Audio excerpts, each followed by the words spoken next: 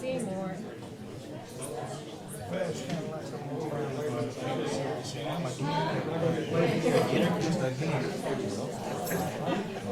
I'm sure.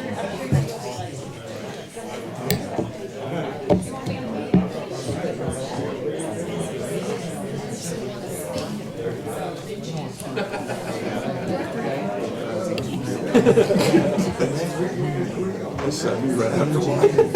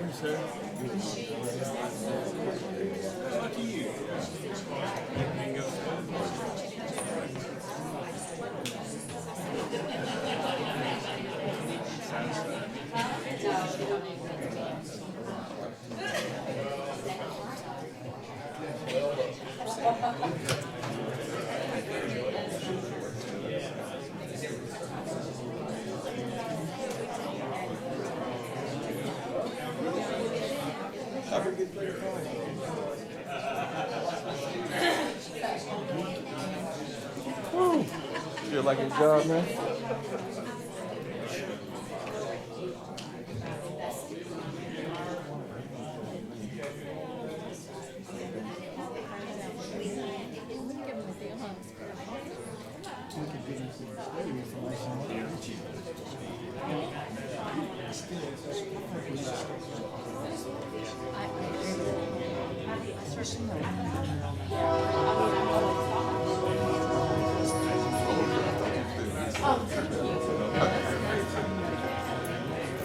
What's happening other than the heat?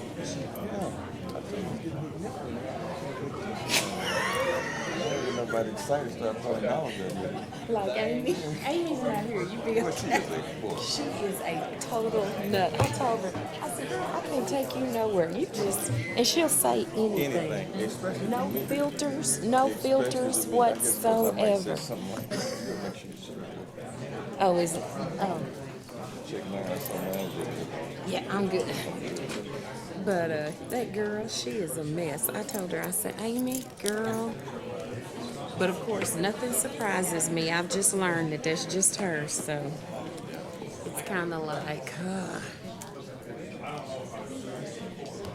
So how is Barbara Ann doing? Carnell had told me. Well, she was bad.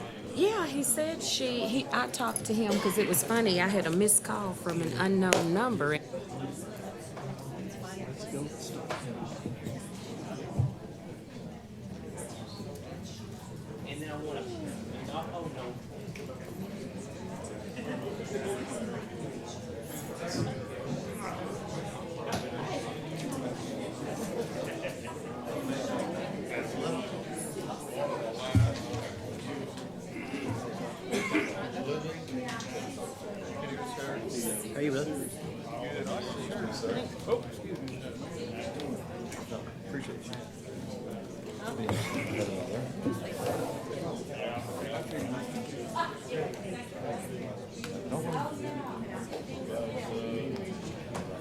I've got enough myself. I don't need to get that big break.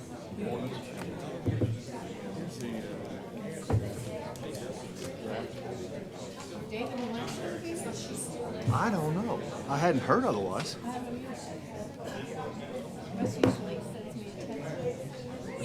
There's Andy, right on time. Is that sarcastic? A little bit. No. I'm not above that, you know. No. I've heard that about you. You might want to fill out your technical interest in it. Thought I already did. Should I not? Don't scare me like that. He did forget his mouse.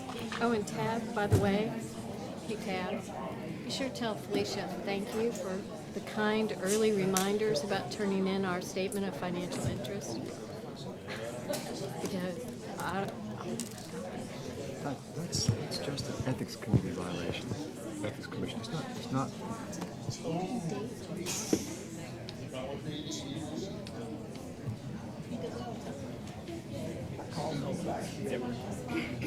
Don't even say that out loud. This is on. For what reason? To get a slap on the hand? We've turned the neck before, and they come down and do it. We're glad you got it. Dude. Yeah, we're glad you got it. Yeah, exactly. Is this, what is this? Get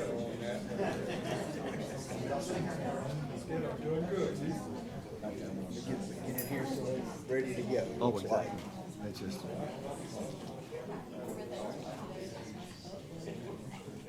That's just. Yeah. Exactly. You brought your crackers, you're expecting a long one. Yeah. Oh, yeah. Get it. Absolutely. lady who lived down on Fifth Street, Yes. she used to come to the senior center. She got married. See, it was a daily occurrence. Oh, yeah. Oh, yeah. She would wear really bizarre outfits. She called 911. This time of year. Pick her up at the grocery store. Take her home. Oh, that's right. She'd get mad. Hey, get your message on the way over here from the meeting. Should I text them and see if they're coming? Yeah. We need to ask you about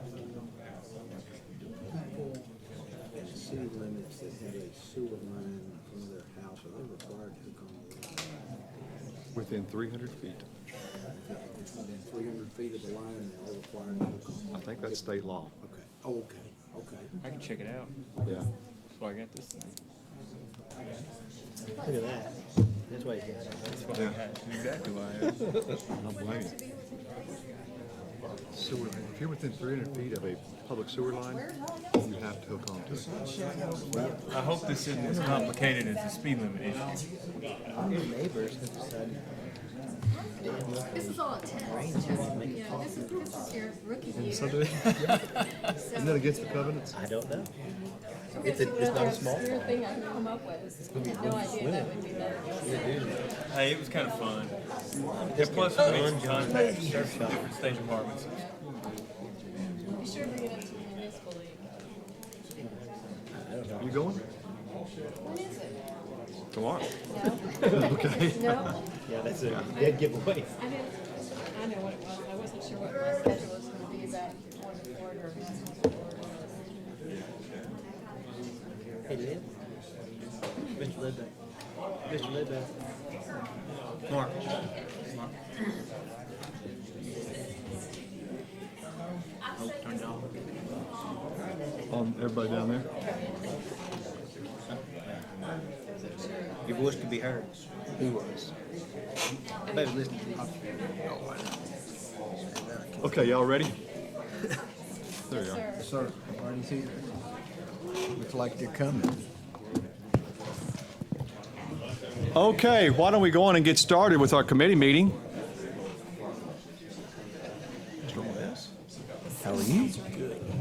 The discussion tonight in this committee meeting is about the potential purchase of Spirit Homes. I'll remind everybody that we have a real estate contract that we've executed on this, that if we do not act in this feasibility period, I'm sorry, Your mic on? my mic is Okay, on. somebody said they couldn't hear you. That they're not listening closely. Oh. Or there's too much distraction out there, one of the It two. was somebody out there saying it. Yeah. So you might need to tell them. How about that? Mic is on, How about okay? That we have a feasibility period of 45 days from the day we executed the real estate contract. It is due to be up, I think, this next weekend, I think the 29th. This was the last regular scheduled meeting of the feasibility period. We did not want to deal with this issue on a special meeting. We wanted to make sure that it was on an announced regular scheduled meeting to deal with this issue.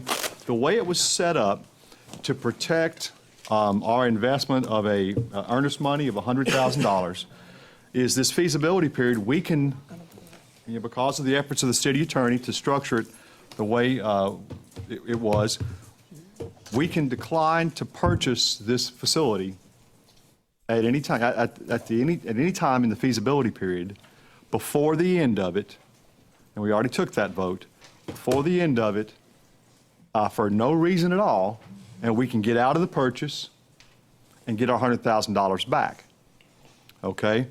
But we have to act to definitively get out of the purchase.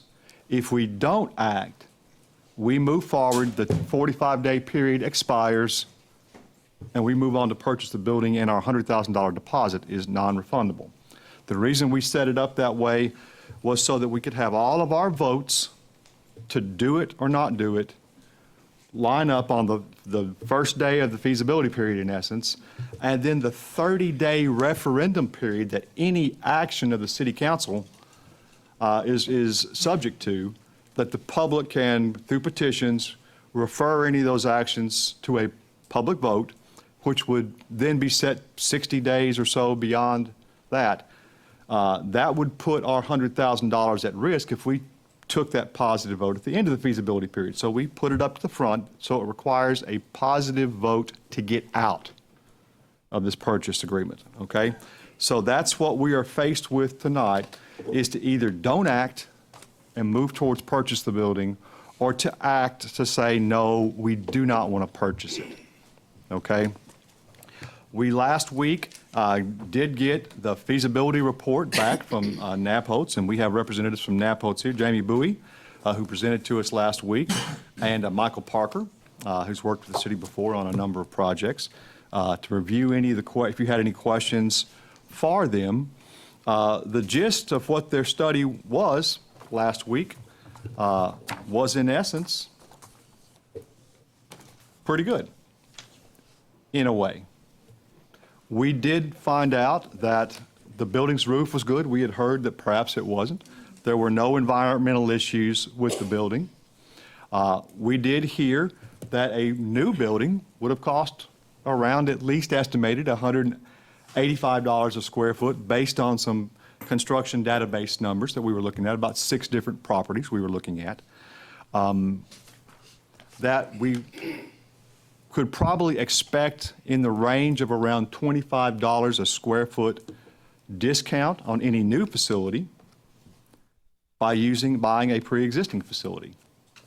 The relevance of that, I think, is important in that we're buying the current facility, we would be buying the current facility at Spirit Homes, 220,000 square feet at $16 a square foot. So we would have to spend up 100% of that value and another 40% or so beyond it to make up for that discount we're getting by buying a pre-existing facility. So it shows you the extent of how much benefit we're getting. On top of that, at $16 a square foot for Spirit Homes, we're getting all the 17 acres of land outside of the building for free. So the only issues we had that were identified were something that we've got to pay attention to. They were structural. It wasn't the load-bearing capacity of the structure. That was fine. The foundation slabs, great. There's some cosmetic skin issues that we've got to deal with. We've got to beef up the insulation, but that helps the operating cost. So we would want to do that anyway. We would have to redo all the electrical. We weren't planning on that necessarily being something we were going to reuse anyway. Change the plumbing, we weren't planning on that. And add HVAC to it, but we'd do all of that from scratch with the new facility anyway. So that wasn't a revelation. We would have to put some lateral bracing in the building to cover the wind load and the new seismic, changes, going from the standard or southern building code of the 90s to the international building code of today. Those have changed, and it's a changed assembly, so we would have to brace the building either externally, probably, and internally. And because of the uplift concerns with wind, you'd probably have to add heft to the foundations. And those were going to cost some money. Okay? So the total cost for an absolute new building that size is going to be $40 million. With the discount we were receiving before we paid for any of the structural changes, it's going to be $34 million. I've been told I haven't looked at all those 6 facilities that were looked out of the database, but the huge cost is going to be associated with the swimming pool. Well, that was only going to be 50 to 60,000 square feet of this 220,000 square foot facility. If there's more facility beyond the swimming pool at Spirit Homes than in these other facilities, then those other remaining facilities outside of the pool complex are going to be a lot less expensive per square foot. And so that would dilute the number, and the total build-out cost would be less than $34 million, plus the structural upgrades. Now, that's a big number. There is sticker shock involved in that number, but that's in the range of what we can finance. And a lot of people don't understand that we have the capacity to finance, but that's in the range of the financing I outlined for you in the case for Spirit Homes, Article 2. That if we could take those A category monies, the monies we currently have bonded, add $500,000 to them that we could get out of the C category, the free and clear monies, put that with that, we could rededicate that this year and get $15 million. That's halfway there. And then once we pay off the $3.5 million loan to purchase the facility, that's that B category of monies that we've used for the Expo Center and now could use for this. That's $800,000 a year, and in 5 years could easily be $1 million. Well, that's another $9 million of financing available in 5 years. So we're up to 25, and if we add that other 200,000, that's up to $15 million, $200,000 a year. That's up to $15 million. That's $30 million in two bites. That's in the scale and possible. And no one ever said we'd had to come out there and swing for the fence and hit a home run and build the whole thing at the same time. No one ever said that. We always were told that we could do this in phases. Just like you'd buy raw land, which I've said repeatedly, and build what you can and phase in, reserving other sections of the land for other phases. That could be done too. You've been shown other facilities that can operate with user fees. That's the only addition to this that we've required, with user fees, that we could get close to covering our operations. Some facilities actually do. And we've shown you that. Not every facility operates as expensively as the Jones Center in Northwest Arkansas. Other facilities operate at very close to break even. They provide their facility for free. So it will be a total drain, but that's the most expensive facility that I've shown you. People have talked about the other parks that we've talked about needing help in building. It's been mentioned that there's a $28 million to-do list on maintenance and operation and upgrades to existing parks. That was always a wish list. I could add $50 million to that. It's still a wish list. Why on earth, although there's some benefit to it, why would we fully turf our ball complexes, boys and girls, when they're brand new and perfectly working fine now? It does add some labor-saving costs to us, but why would we spend huge amounts of money to do that when they're working fine now, knowing we have things we haven't even addressed yet? And further, that $28 million doesn't include any maintenance or operations. It was just a wish list for capital projects. It could be 14, it could be 20, it could be 30, it could be 50, it could be $100 million. If you include some of those things I included on my vision presentation in the retreat back in January 2013, there were a lot of those things added. That was just a wish list. Don't let that fool you on that. We can afford a facility like this with our A&P monies. This may not be the choice you want. It may be a new facility. It may be scaled down. But this can be done, and that facility could work. Now, it's okay if you choose another location. I understand. But somebody's not going to be served in Conway wherever your location is. And no matter what, we still have to provide certain facilities, and we've got something of a mark against our name if we don't provide them, one way or another, now or in the future. So what's your call? We have our construction specialist here. They are extremely familiar with the building. They have known it for years now. They're on a first-name basis with it, I'd say. What's your thoughts? And we have this on the very top of the agenda at our regular council meeting at 6:30. Jamie, could I ask a question or two? Do you mind? Do you mind coming to the microphone? And I don't know Absolutely. whether that's how we want to do this or not. They're here for your convenience. Okay, all right, very good. Yes, sir. Thank you, first of all, for putting that together for us and the presentation that you did last week. I appreciate that.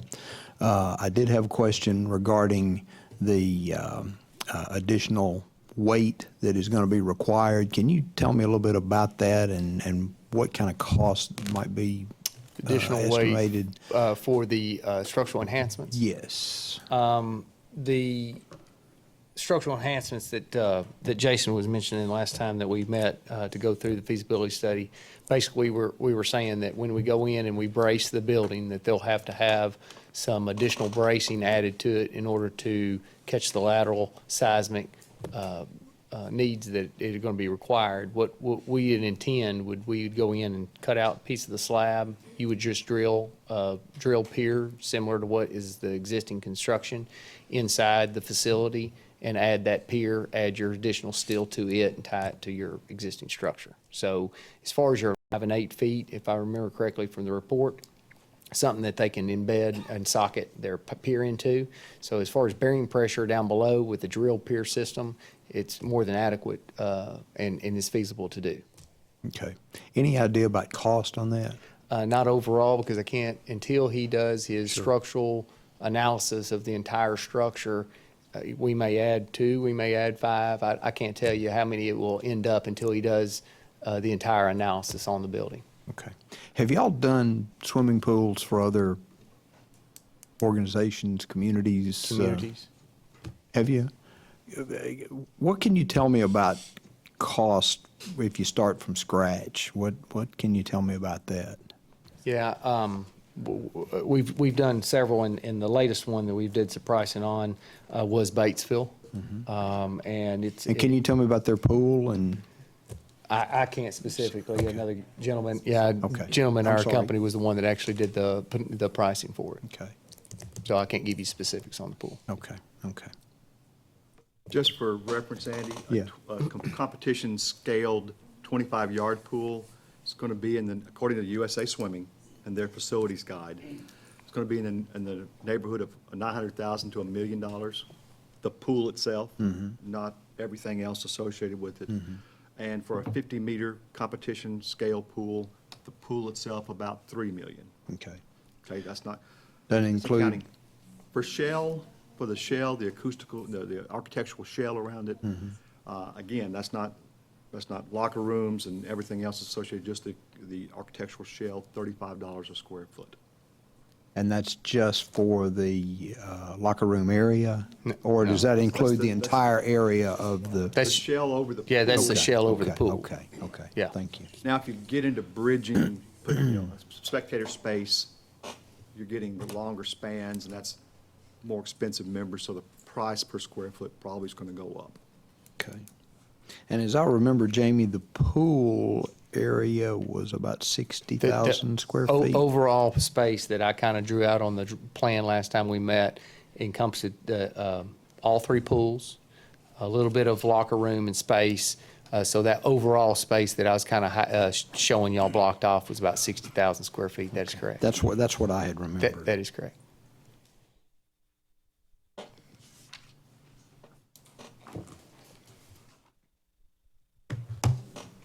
Thank you, that's all I needed. Is that? Okay. Anybody else?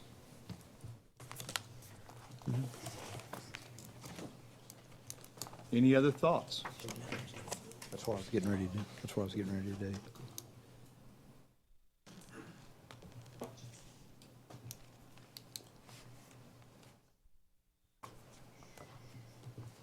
No other thoughts? Any other comments? You want me to open this up to the public?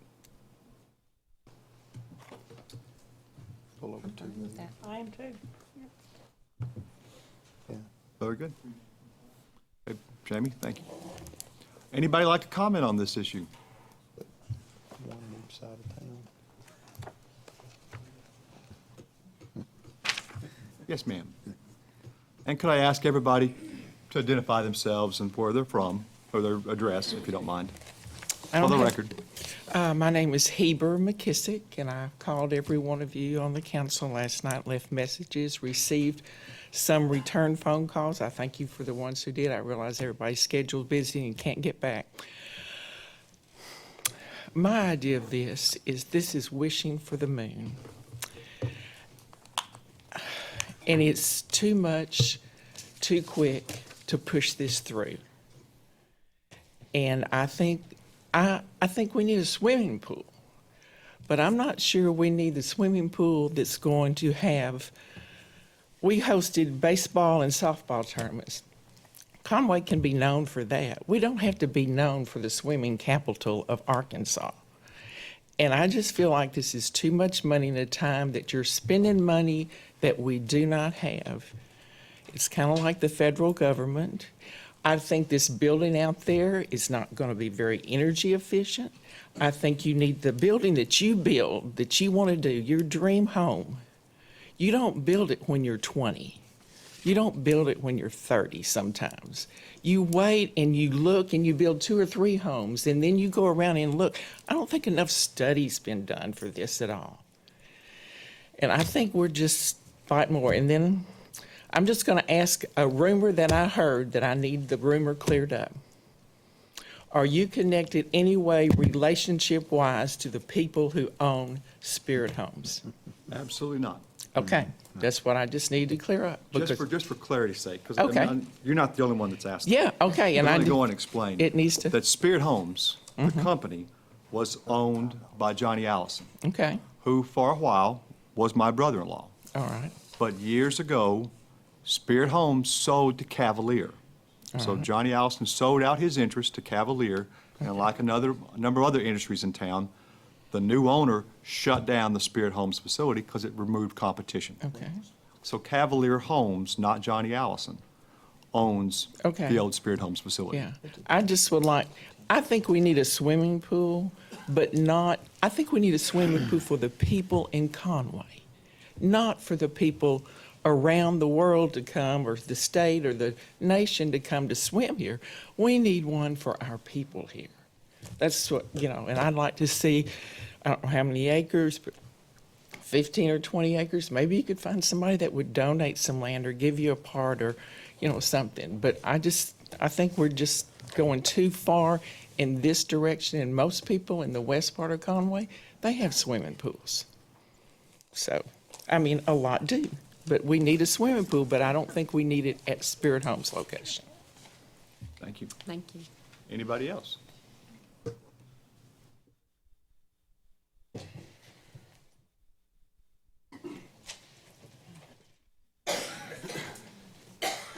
My name is Mark Elsinger. I live at 2905 Antelope.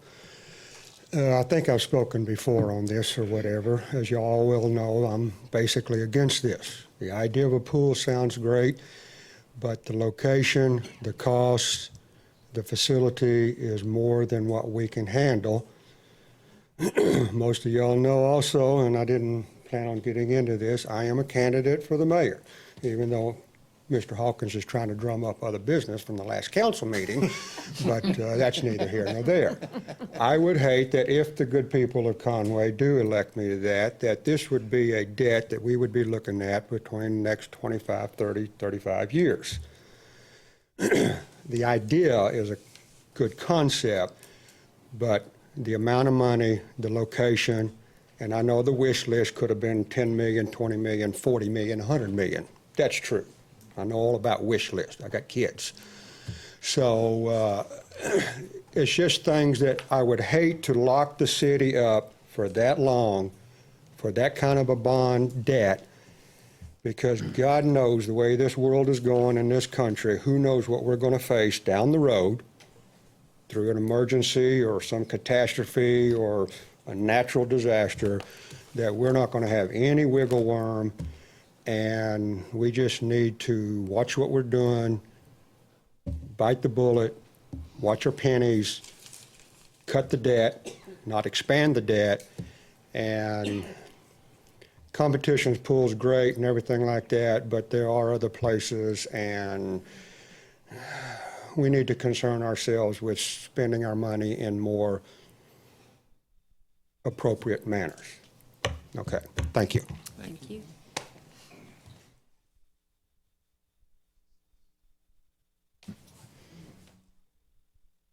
My name is Rod Pearson, live at 2620 Bruce Street, and have spoken to some of you directly or on your recording. And I would also like to add my voice to my opinion is that this is not an ideal purchase for the city of Conway at this time. The city has in past tried its luck at repurposing facilities for city uses. I seem to remember a fire station down on South Donaghy that was going to serve the purpose. It's no longer there. And I know the shortcomings of our city hall that used to be a bank building. If we're going to build something to serve the citizens of Conway or the region, should it not be built for the purpose of what we want to use it for, instead of buying a metal barn, 200,000+ square feet, that will probably turn into a white elephant and cost the city forever? I don't think this is the right purchase. Thank you.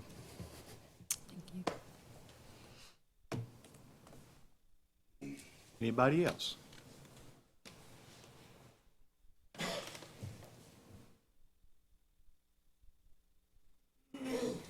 I'm Morris Troglin. I live at 2835 Gulf Shore Drive.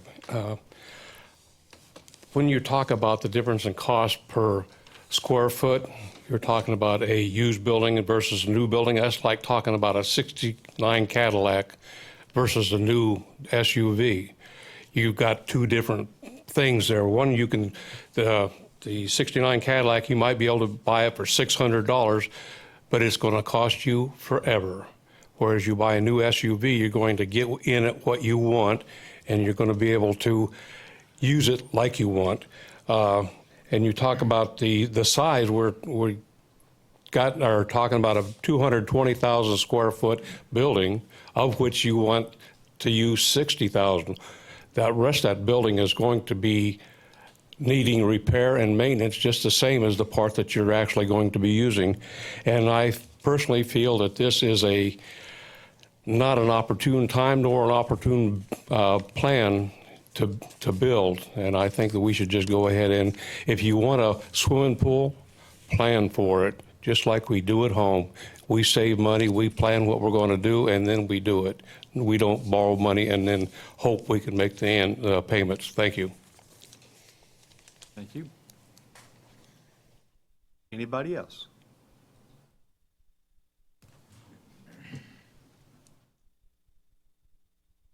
Mayor, Council, I'm Chris Carnahan. I live in Crooked Creek subdivision over in the northwest side of town. I expect a no vote. Anybody else?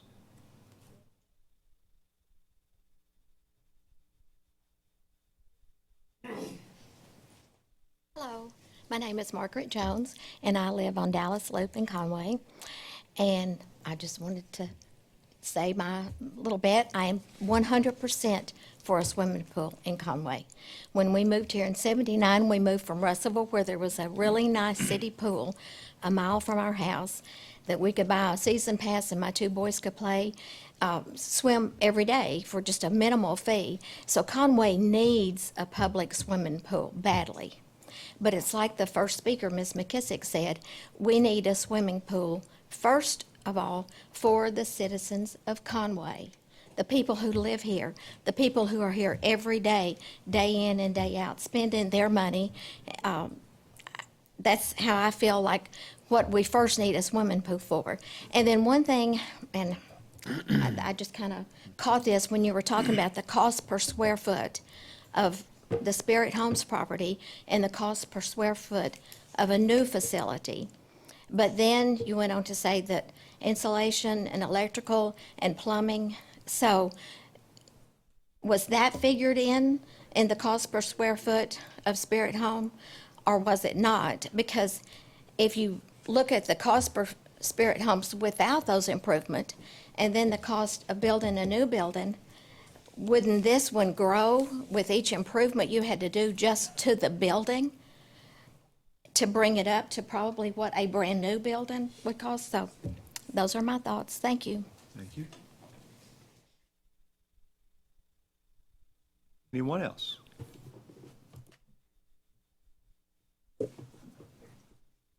My name is David Jones.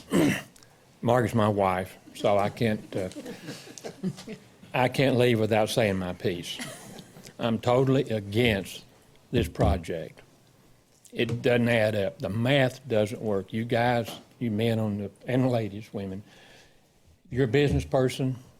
You would not undertake such a project as this. Not with taking this building on. Building a swimming pool, I'm in favor of a swimming pool for the city of Conway. No question about that.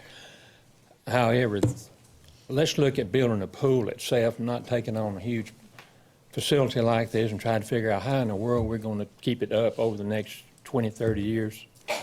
Most of you people sitting on this council won't be here to pay off this as a council person.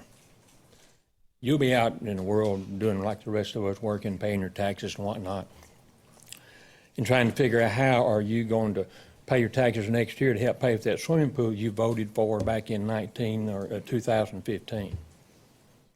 So let's slow down a little bit, as already been mentioned here. Find another way to do this. Let's find some property or take some of our city property we already have, build a nice facility that we can be proud of, and not have to be so concerned about paying off the debt. When we go to eat today with the hamburger tax, you pay $20 on your ticket, you look at your ticket, $20 bill, and it's $2 or $22.15 or whatever. And how soon is it down the road? If we vote for this project, are we going to be increasing this hamburger tax or whatever else comes down the road that we need to talk about? Some way to raise the revenue. Do the smart thing, vote against this project. Let's get our $100,000 back. Oh, and let's fix the streets of Conway. We can find the money from another fund somewhere to get the city streets fixed before we go spend all this money building a swimming pool and a pipe dream. Thank you. Anybody else?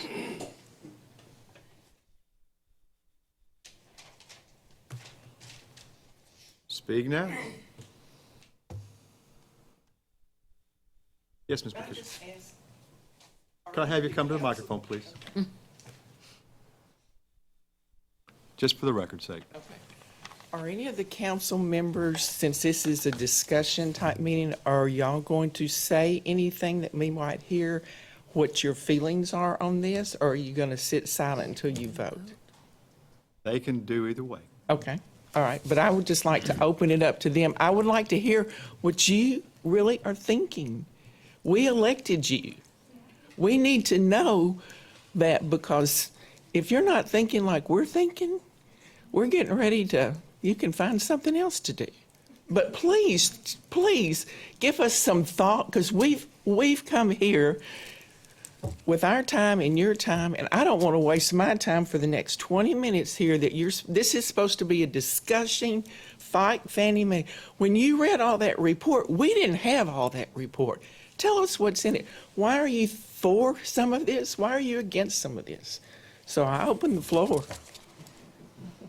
We're going to discuss it, don't worry. Well, and we did discuss it quite a bit last Tuesday. Yes.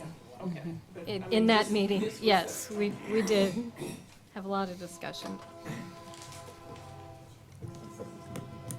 Any other discussion? We can wait till after the train comes.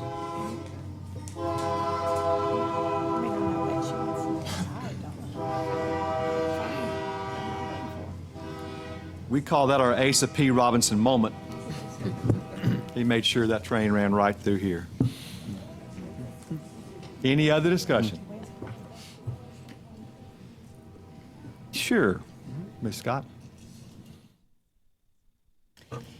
I'm Scotty Keller, and I do not live in the city limits. But the question that I would ask is, your hamburger tax goes to Parks and Recreation, which is the maintenance of all your other facilities that you have built. And I would ask what, in other words, you've said that that comes with a price, and I'd like to know, is that cost going up because of your other facilities? And the other question that I would ask is, you said that this may have user fees attached to it, and I would wonder what it's going to cost an individual in user fees. In other words, are you talking about $10 a person to come to swim? Or are you talking about 50 cents? And in other words, how many people are going to actually use the facility who can't afford to use the facility even after you've built it if it has user fees attached to it? Those are the only questions I'd ask for y'all. And just to answer those quick for everybody's sake, we have a 2-cent hotel tax that goes directly to the A&P Commission for them to spend. They have total discretion on its expense. We have a 2-cent restaurant tax on prepared food. It gets kind of tricky at convenience stores on what's prepared and what's not prepared, but that's a state law issue. Anyway, of that 2 cents on restaurants, 1 3/4 cents is directed by the A&P Commission at their discretion to us for parks capital, not for maintenance and operation. Maintenance and operation comes out of the general fund, like it always has. But for parks capital, that means building new facilities, enhancing facilities, that kind of thing. That's how we built the boys' baseball complex, the girls' softball complex, the fairgrounds, expo center area. That's how we built some of the new restrooms at the older facilities. That's how we would pay for this. And what I told the council and submitted as ways of doing this does not involve an increase in that A&P tax. So that's the one thing. Then let me.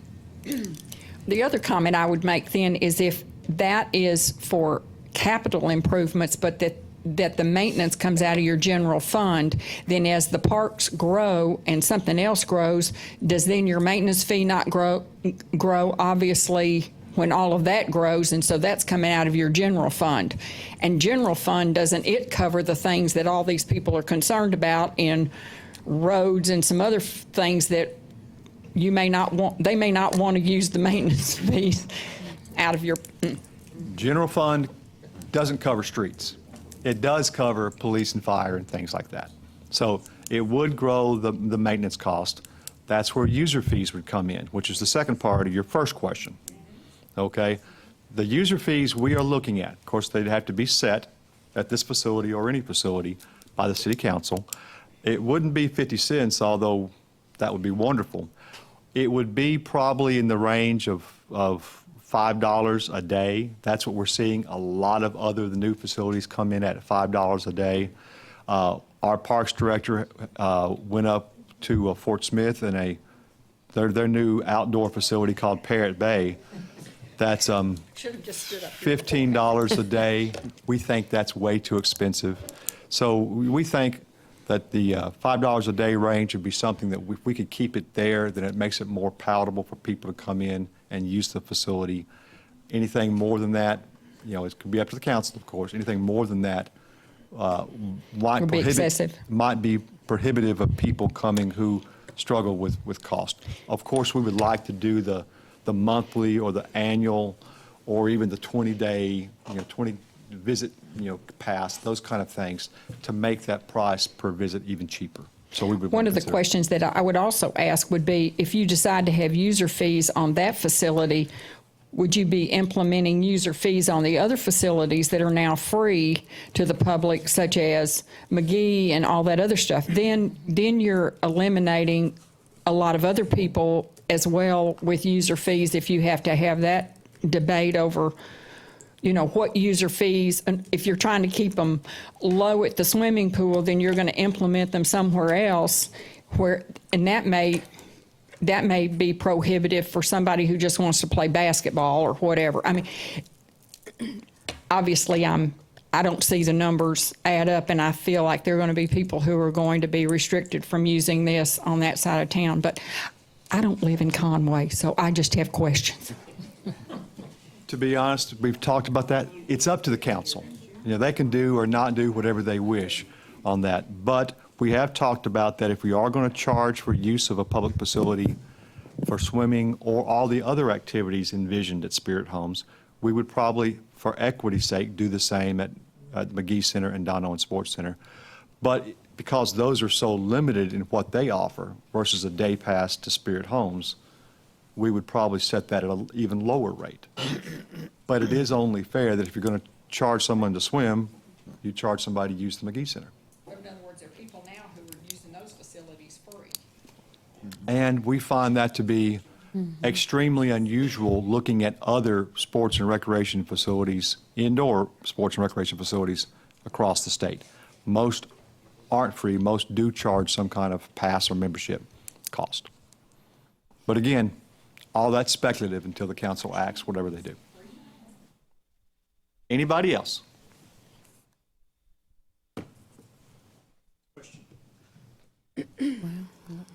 I'll let you get in line. You might as well go and get up close. Yes, sir. I'm Elwood Smith. I live at 1222 Stanley Russ Road. And I've sat back and I've been listening and reading. But one thing that's interesting that hasn't been brought up is population centers, transportation. What is the population center of Conway now? Is it downtown? Pompey Park, isn't it? Close to Pompey It's Park? closer probably to Salem and or Prince and Ferris, so close to Pompey Park. Okay. And in 20 years, when we're still paying for this facility, the population center, do we know? It would probably slide further south as we begin to populate south of Dave Ward Drive. Probably at the intersection of Dave Ward and Salem. Okay. Probably, which is not far from this location. Okay. Well, that's good information. The other point I'd like to make is, I know you're struggling with this, but the interesting thing from what I've read is that if you say no, we haven't lost anything because it'll still be on the market. And perhaps it might even be on the market for less. So keep that in mind. Thank you. Thank you. Yes, sir. Joe Woncombe, 2200 Middle Lake. Question, if we do need, if this goes ahead and additional revenue is needed, I think the state limits how much the city can get in sales tax. I'm wondering how much more can the city raise the sales tax if they need to in order to maintain this facility? Can you answer that? The general sales tax? Yes. What does the city get now, and what, I think the state has a limit. I'm just wondering how much more revenue might be available to the city if it were needed. We get about, per 1 cent, we get about, is it $13.8 million per 1 cent? And I think if you cobble all the different ways together, because you can do it, you can have a 1 cent sales tax under the 1 cent authority, a 3/4 cent, a half cent, a quarter, an eighth of a cent. You can do it a variety of different ways, and they can be combined together to where we actually would have local authority for something like 3 3/4 cents. As a city, the county has something similar. All of that, though, can't be levied by the city council. It has to be levied. By vote, you're right. It has to be by vote of the public, yes. But I'm just wondering how much more leeway does the city have to increase the sales tax? Well, within the limits set by the state. We're at a cent and 3/4 right now. I think we can go up maybe another 2 cents, absolute max. But we're also probably bumping the very top of the political max already, what the public would be willing to support. Because of that ticket already, you're looking at 10%, close to 10% of what your retail cost is you're purchasing going to sales. Is that contingent on on a certain average daily use? Or do you have any expectations of a certain daily use to?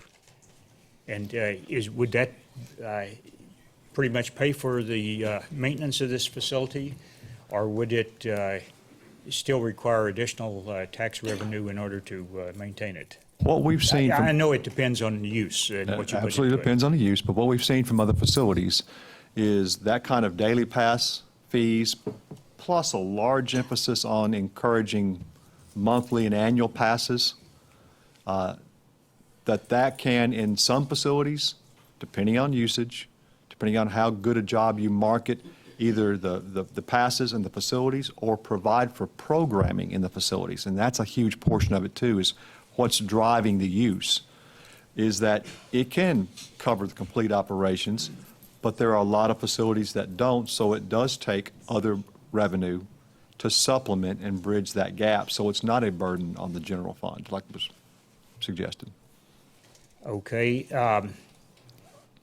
Do you have any comparison data from other cities as to what cost they might charge for users at smaller swimming pools? And if we would build a smaller one here, might we be able to get by with a smaller user fee that more of the citizens would be able to afford?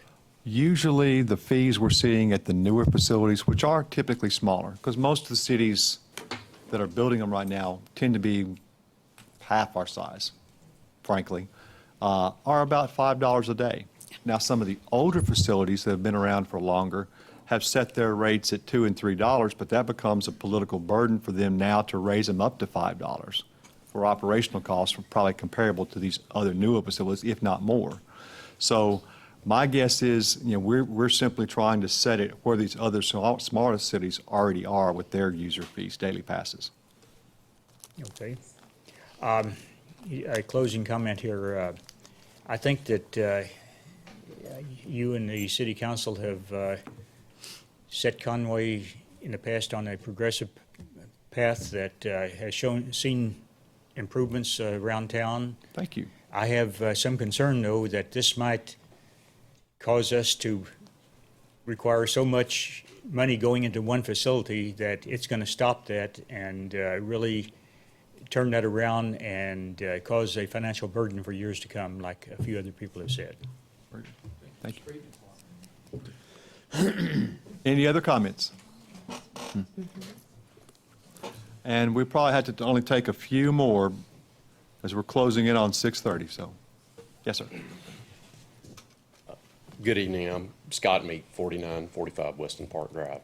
I'm a little torn because I'm a taxpayer and I expect you guys to wisely use our money. But I also travel quite a bit and I represent the competitive swimming side of things. I think one of the things that's gotten kind of lost in this whole process was we were looking at this as an all-encompassing community-wide facility that was going to not just benefit the competitive swimmers, it was going to have something for little kids. It was going to have something for tennis players, perhaps soccer players or hockey or whatever.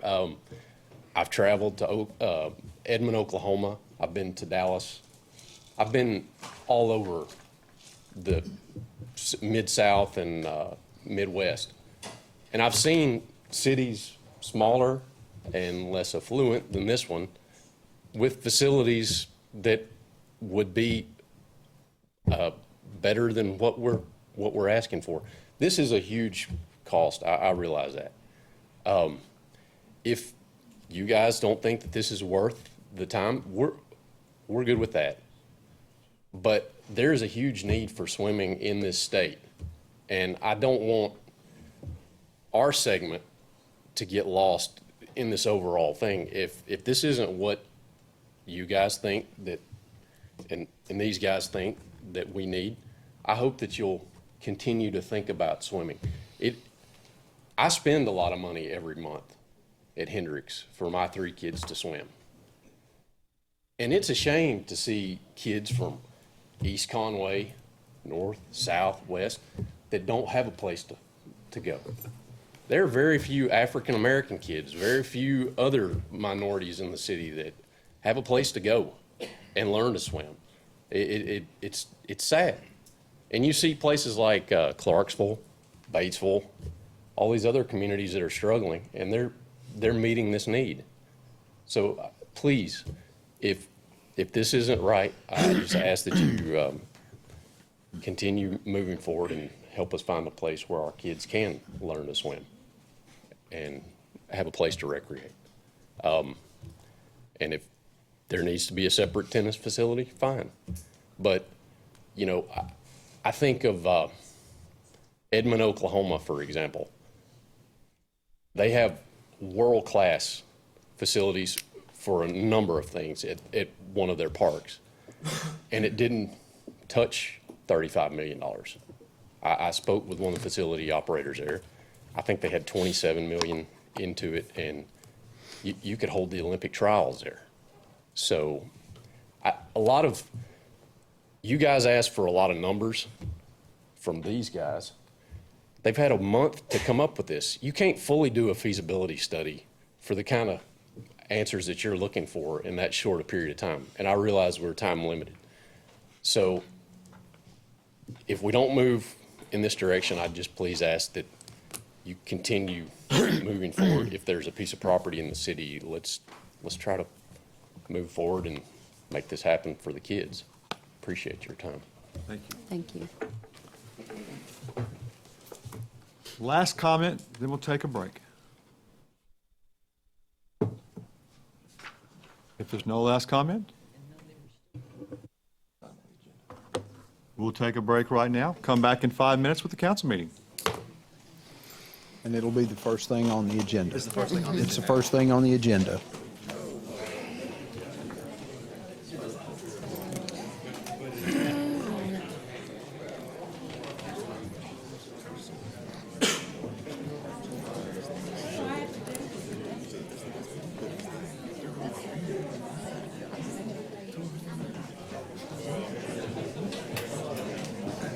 Thank you, sir. I appreciate it.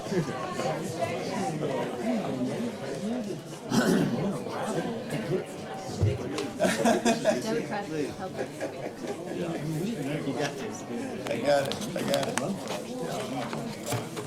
It's not on the agenda right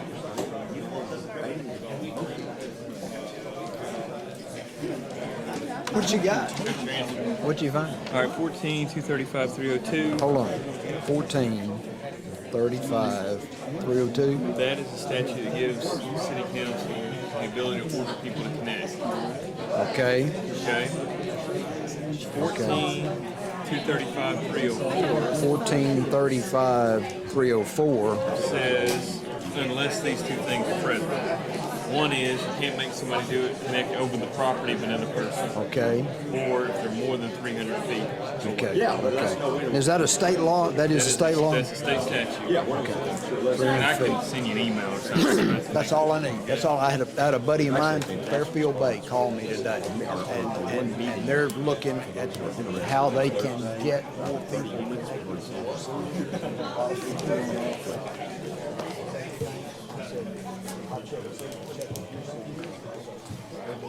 I'll give you these. I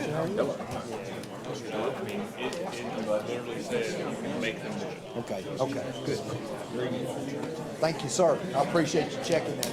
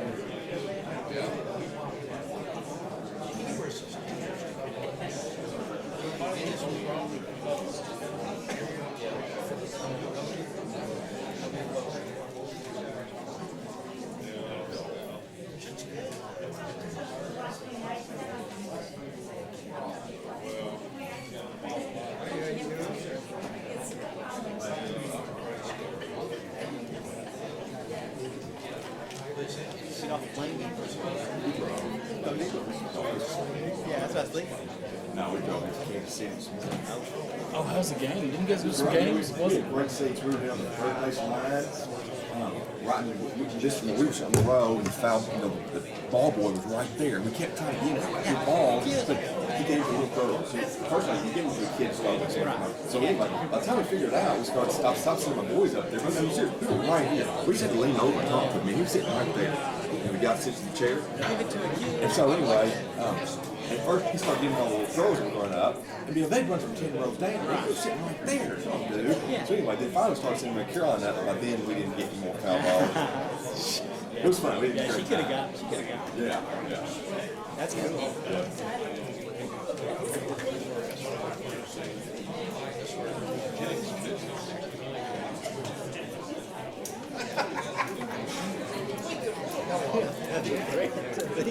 It was. I mean, so that's like 2 threats we got tonight.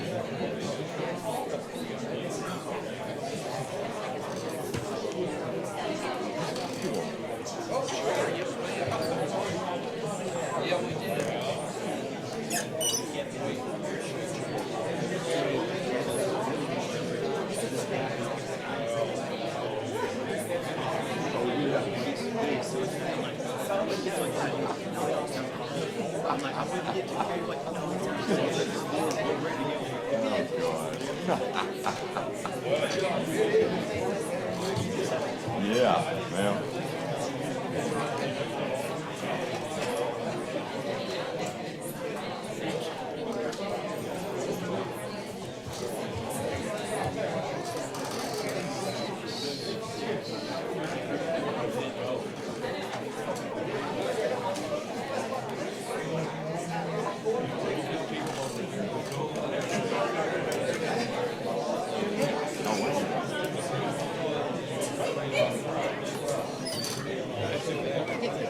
Thank you that I called it back. And then you called it back. Yeah. Some don't act like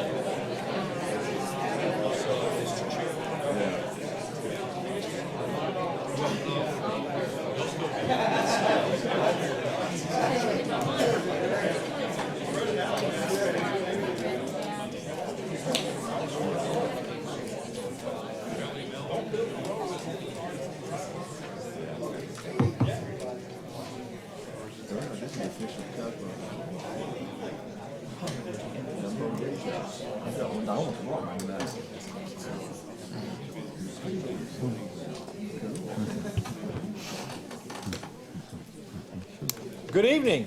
I want to ask you if you would like to join us. We always precede our council meeting with a word of prayer and the Pledge of Allegiance. I'm going to ask Alderwoman Sheila Whitmore to lead us in prayer. If you'll bow with me. Our gracious Heavenly Father, Lord, we just want to come before you and thank you for the abundant blessings that you've given us.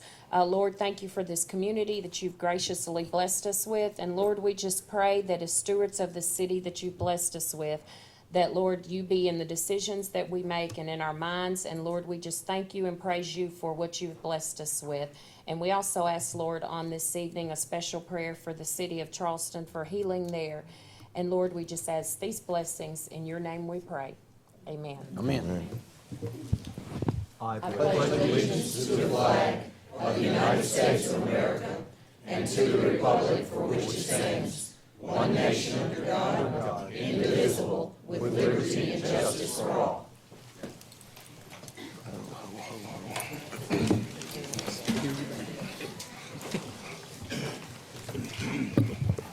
I will call this meeting to order. Mr. Garrett, would you please call the roll? Mr. Hawkins? Here. Mr. Grimes? Here. Mr. Pruitt? Ms. Snell? Here. Mr. Ledbetter? Here. Ms. Smith? Here. Mr. Jones? Here. Ms. Whitmore? Here. You should have received copies of the June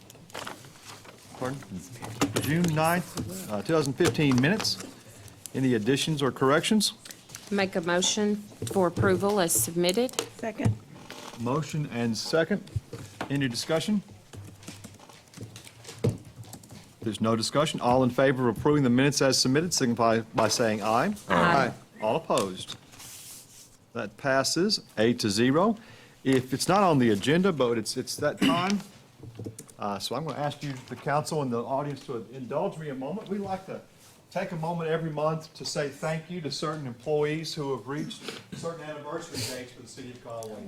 We have, this time of year, around 500 employees that do the work for the city, that help bring services to you as citizens of the city, that we really appreciate their service and don't really do enough to say thank you to. So we at least try to say something on those special anniversary dates. So for tonight, for this month, for 5 years of service, we have Officer Stephen Culliford, am I saying that right? Culliford, started longest day of the year, 2010. Police officer, that was probably true, the longest day of the year. Same with Officer Tom Kennedy and firefighter Nathan Conway. They've all been able to attend tonight. For 10 years of service, I'm not going to tell, I'm going to mess up this last name. Michelle Moravec was Secretary of Sanitation. She's unable to attend, but Rebecca McHughes, who has been the administrative assistant at sanitation for 10 years, started June 20th, 2005. Come on forward. Your husband's here with you, and we consider this a family affair, so come on up. Thank you very much.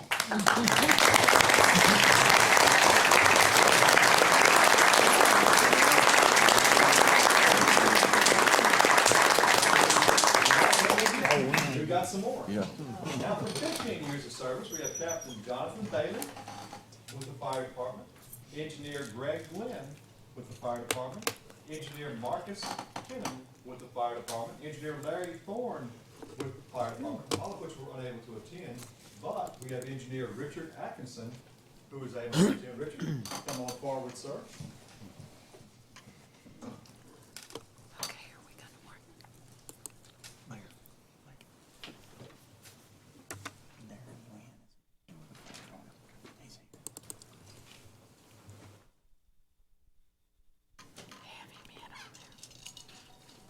Is his family here?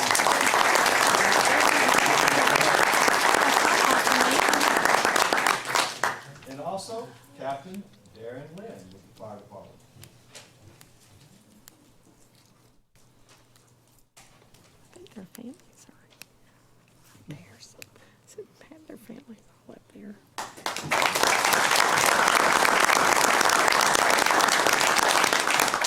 At these years of service, you're talking pretty much a career serving the citizens of Conway.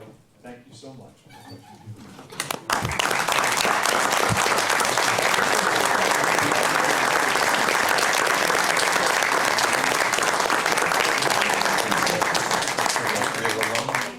I'm sorry, you gonna stay with him? What your plan is. Don't be like him, man. Please, hey, don't say that. Please don't say that. Thank you, appreciate you.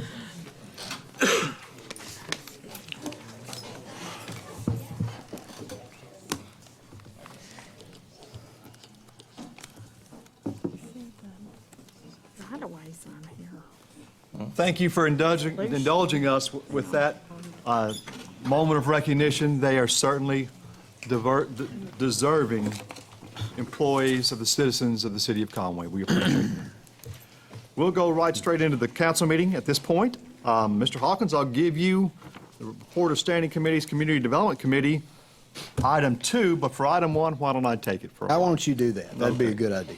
No, actually, excuse me. We're going to need to go into the monthly financial report, unless you want to move something up Well, can we go ahead and suspend Yes. the rules to move the, Why don't you suspend the rules? I'd like to suspend the rules to move the item related to the ministry center up in the agenda. Second. Motion and second to suspend the rules to move the item regarding the ministry center that's on the agenda, up on the agenda, before we can address it right now. Yes. Okay, motion second. All in favor of suspending the rules signify by saying aye. Aye. All opposed? That's 8-0. That meets the 2/3 requirement. So the rules are suspended. The ministry center issue is on the agenda right now for action, and we have the board president of the ministry center here, Mr. Greg Pillow. And he would like to address the board with a request. Thank you very much. On behalf of our board, we would like to ask you guys to hold in committee our request until July the 28th. We would like more time to visit with our neighbors, maybe help clarify some of the information that's out there, and just I think that would be best for everybody. So we'd like to ask you guys to consider that. So moved. Second. Motion and second to hold in committee. Any discussion? Anybody else like to weigh in on this? We think it's appropriate that the ministry center on a controversial issue is trying to reach out to the neighborhood and find a common ground. We salute that, and I think the council's more than willing to let you have that month of delay to build more consensus. Yeah, we're grateful. That would be great. Very good. There's no discussion. All in favor of approving this holding in committee until the second meeting in July, which is July 28th, I think. Is that correct? July 28th. All in favor of approving that signify by saying aye. Aye. All opposed? That carries 8-0. Thank you very much. Thank you, sir. Thank you. And good luck with your deliberations. Next up is the monthly financial report. I'm going to ask our financial director, chief financial officer, Tyler Winningham, to step forward and walk us through this, and then we'll get to Spirit Homes. It's kind of a local city council cliffhanger, I guess.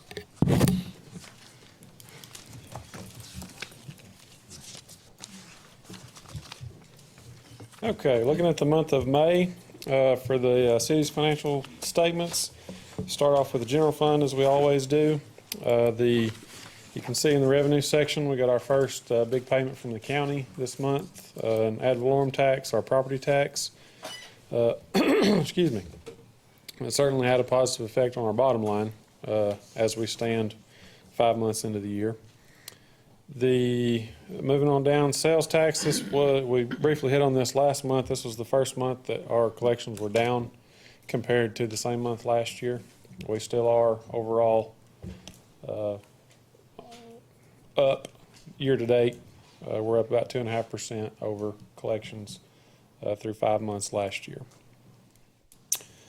Other than that, nothing real big to speak of there in the revenue section. Expenditure-wise, everything is holding steady there. And again, the bottom line right now is something that we would like to see positive $387,000. Just curious, Mr. Winningham, on the revenue side, the state turnback is operating quite a bit below where it typically would be. Is there, you know, the story behind that? It comes in. We don't get a lot each month on that. Only about $55,000 to $60,000. The majority of that figure is our lot fee, which we will start recognizing that around July. Very good. Any other questions or comments on the general fund?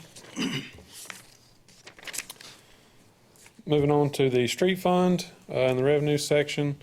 What I'd point out there, the severance tax, again, is quite low. Well, it was also low back in February. I did a little bit of research on it, and it's apparently all related to the slowing of the drilling. The capital spending that the companies put out to actually do the drilling affects this revenue stream that goes out to the cities and governments.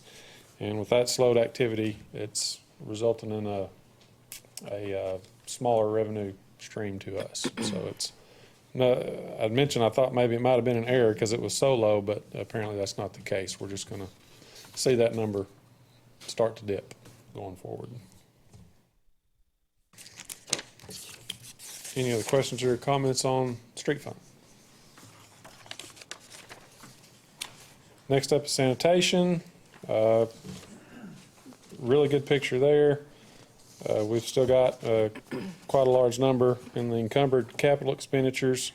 So the bottom line, where it looks great now, it won't be too much longer, I don't think, before that comes back down to a more realistic number. But as far as the fund itself goes, everything looks to be healthy with it, and cash balances and everything related. Any questions or comments on sanitation? Moving on to the airport. As a fund, everything looks good. We've got a positive bottom line. I might point out that the fuel sales and the fuel that we purchase is running a little bit behind where we might expect it to be if you just budget a straight 12-month. If you take the full budget, divide it by 12, and see where we are now, we're a little bit behind, but I don't know if there's anything causing that. I just might point that out as something we'll keep an eye on moving forward. Our bottom line will be fine because we're gonna have to buy the fuel before we sell it, and we're gonna sell it at, of course, our marked up prices. So it shouldn't affect our bottom line. It's just a matter of how much we get moving through there. Any questions or comments on the airport? And then just the last page, the balance of our major project funds, which has not changed really much at all since last month, so not a whole lot to discuss on that front. Any questions? Mr. Winningham? Make a motion to approve the monthly financials. Second. Motion and second to approve the monthly financials. I will point out on the cash operating for the general fund, it's moved back up. It dipped as low as 2.9 million. It's back up to the $4.7 million range as we start closing out some of the old accounts. The loan programs with grant programs with the FAA and the State Aeronautics Department for the airport. So we're getting back into a better position from a cash flow standpoint wise, and much more comfortable than we were a few months ago. And we expect to continue to improve as we close out more grants and get refunded those monies from the state and the federal government.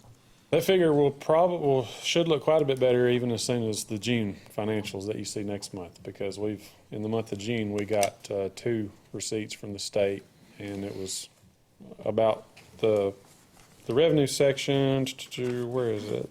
State grant revenues that you see, $242,000.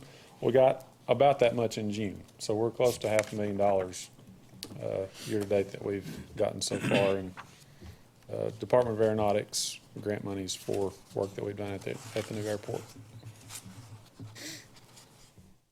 Very good. We have a motion and second. Any discussion?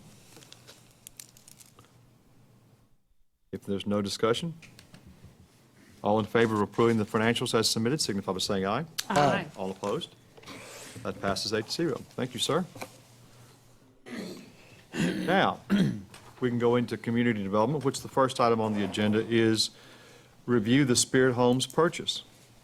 Council, if we take no action, we would have to have a special meeting to stop the purchase before this weekend. It would take a positive motion to not pursue this if we decide not to pursue it.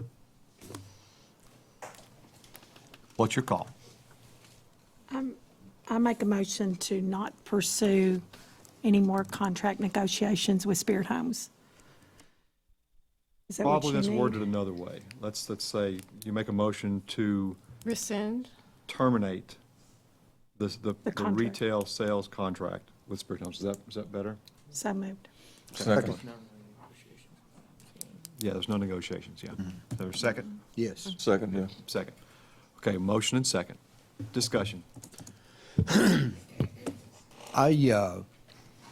What I've heard tonight is that, kind of to my surprise, everybody wants a swimming pool, and I like that.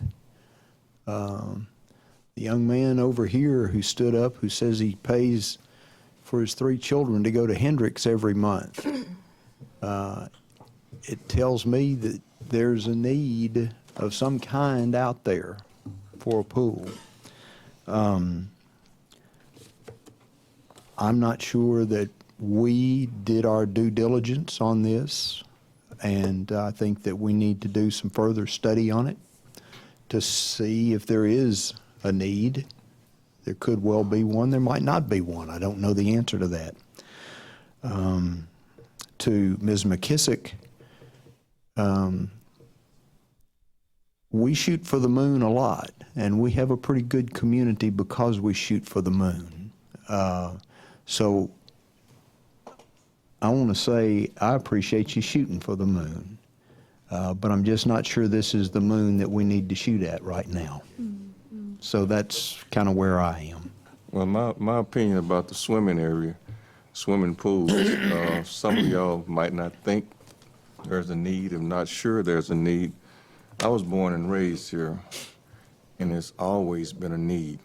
I don't know who you're asking about, who you're surveying, but we never had a place where the community could get together and swim for free. We could play basketball, baseball for free, but this is an area seems like no one is touching. And I too pay for, not my kids, my grandkids to swim, and it is a need for it, and it's good, but it's bad that this had to come out this way. That buying a Spirit home for people to realize that we have needs for other things in this city.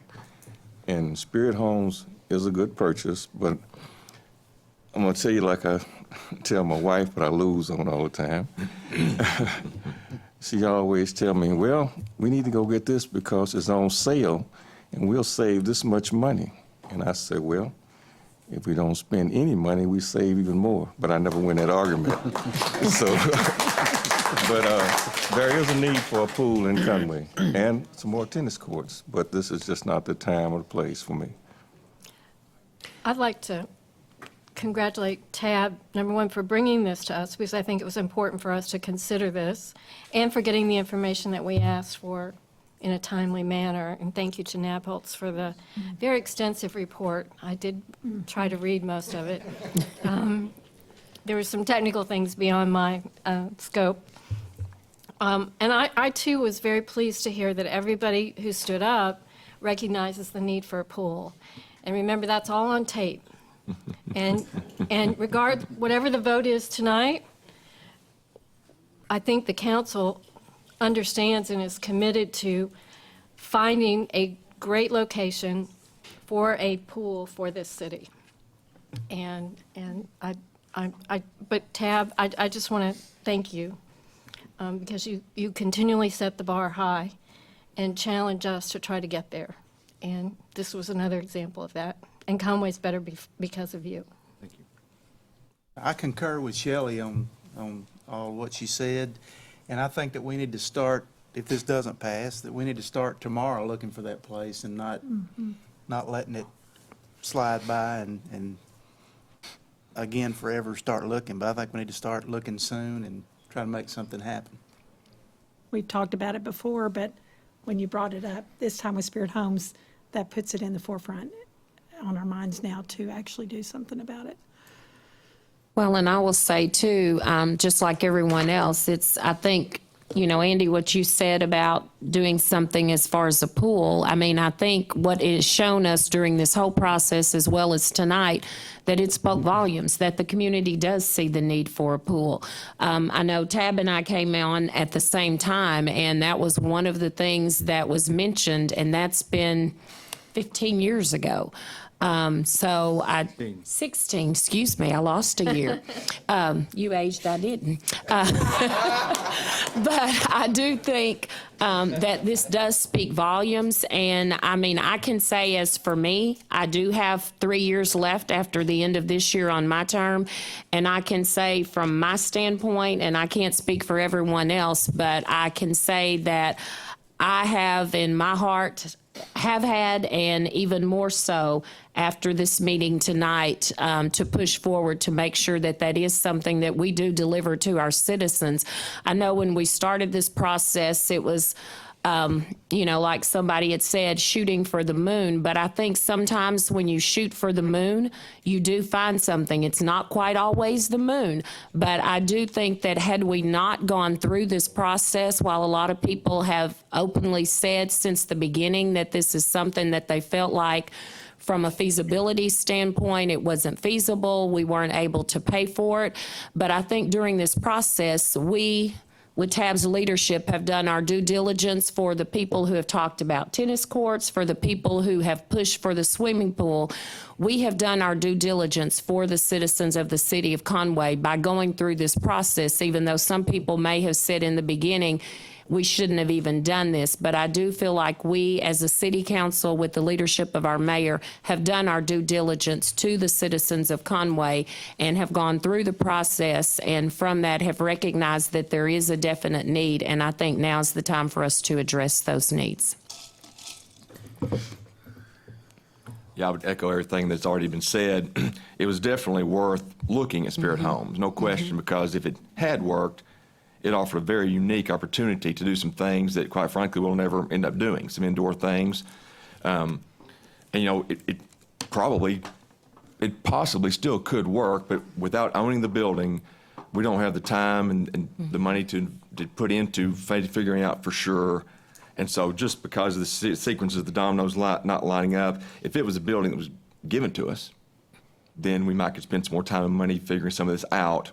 But given that we don't own it, it's probably prudent to move to Plan B, knowing that, there are other needs that, part of the reason the price tag was so big is because it includes so much stuff.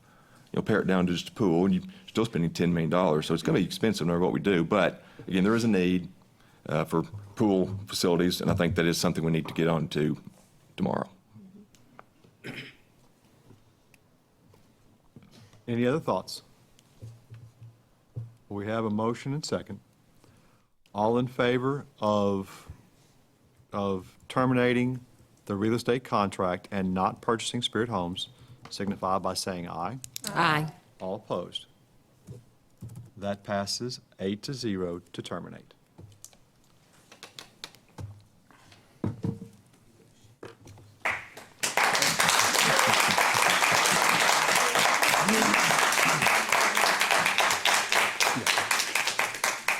Mr. Hawkins, I'll deliver a unanimous vote to you and see if you can follow up. That's a hard act to follow, but let's see what we do. Wait, where are you guys going? We just started. Looking for land for a pool. Yeah.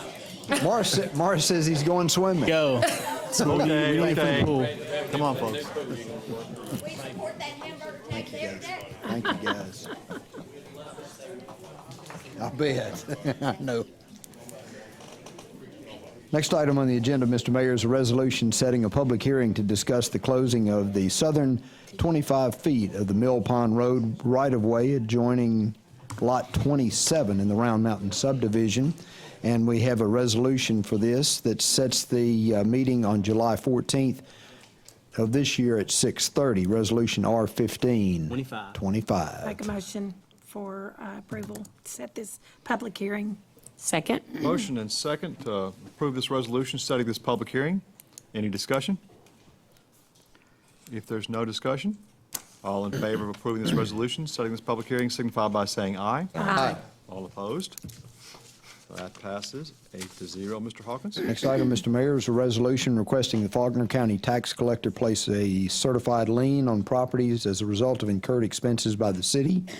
We have one property that has been paid for. It was the first property that you had listed in your packet. It's at 1039 Clifton. That has been paid for in full, so we'll move to the second piece of property in question, and that is at 2450 Landover Trail.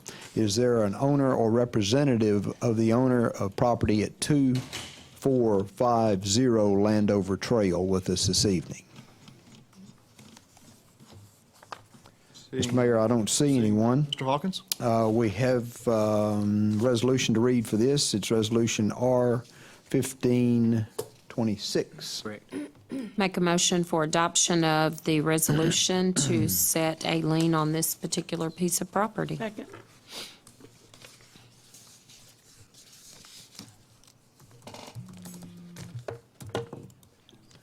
We have a motion and second. Any discussion?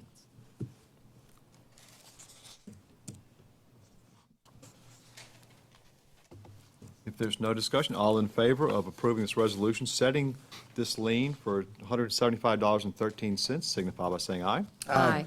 All opposed? That passes 8-0. Mr. Hawkins? Next item, Mr. Mayor, is an ordinance accepting and appropriating reimbursement funds for the Arkansas Community Development Association for travel expenses within the Community Development Department. And we have an ordinance to read for this item. It is ordinance 01569. Make a motion that we waive the 3 readings and bring this forward for action tonight. Second. Motion and second to waive the 3 readings and bring it forward for action tonight. All in favor of waiving the readings, say aye. Aye. All opposed? That passes 8-0. Make a motion for adoption. Second. Motion and second for adoption. Discussion? I will note that this is simply accepting and appropriating the reimbursement funds for this.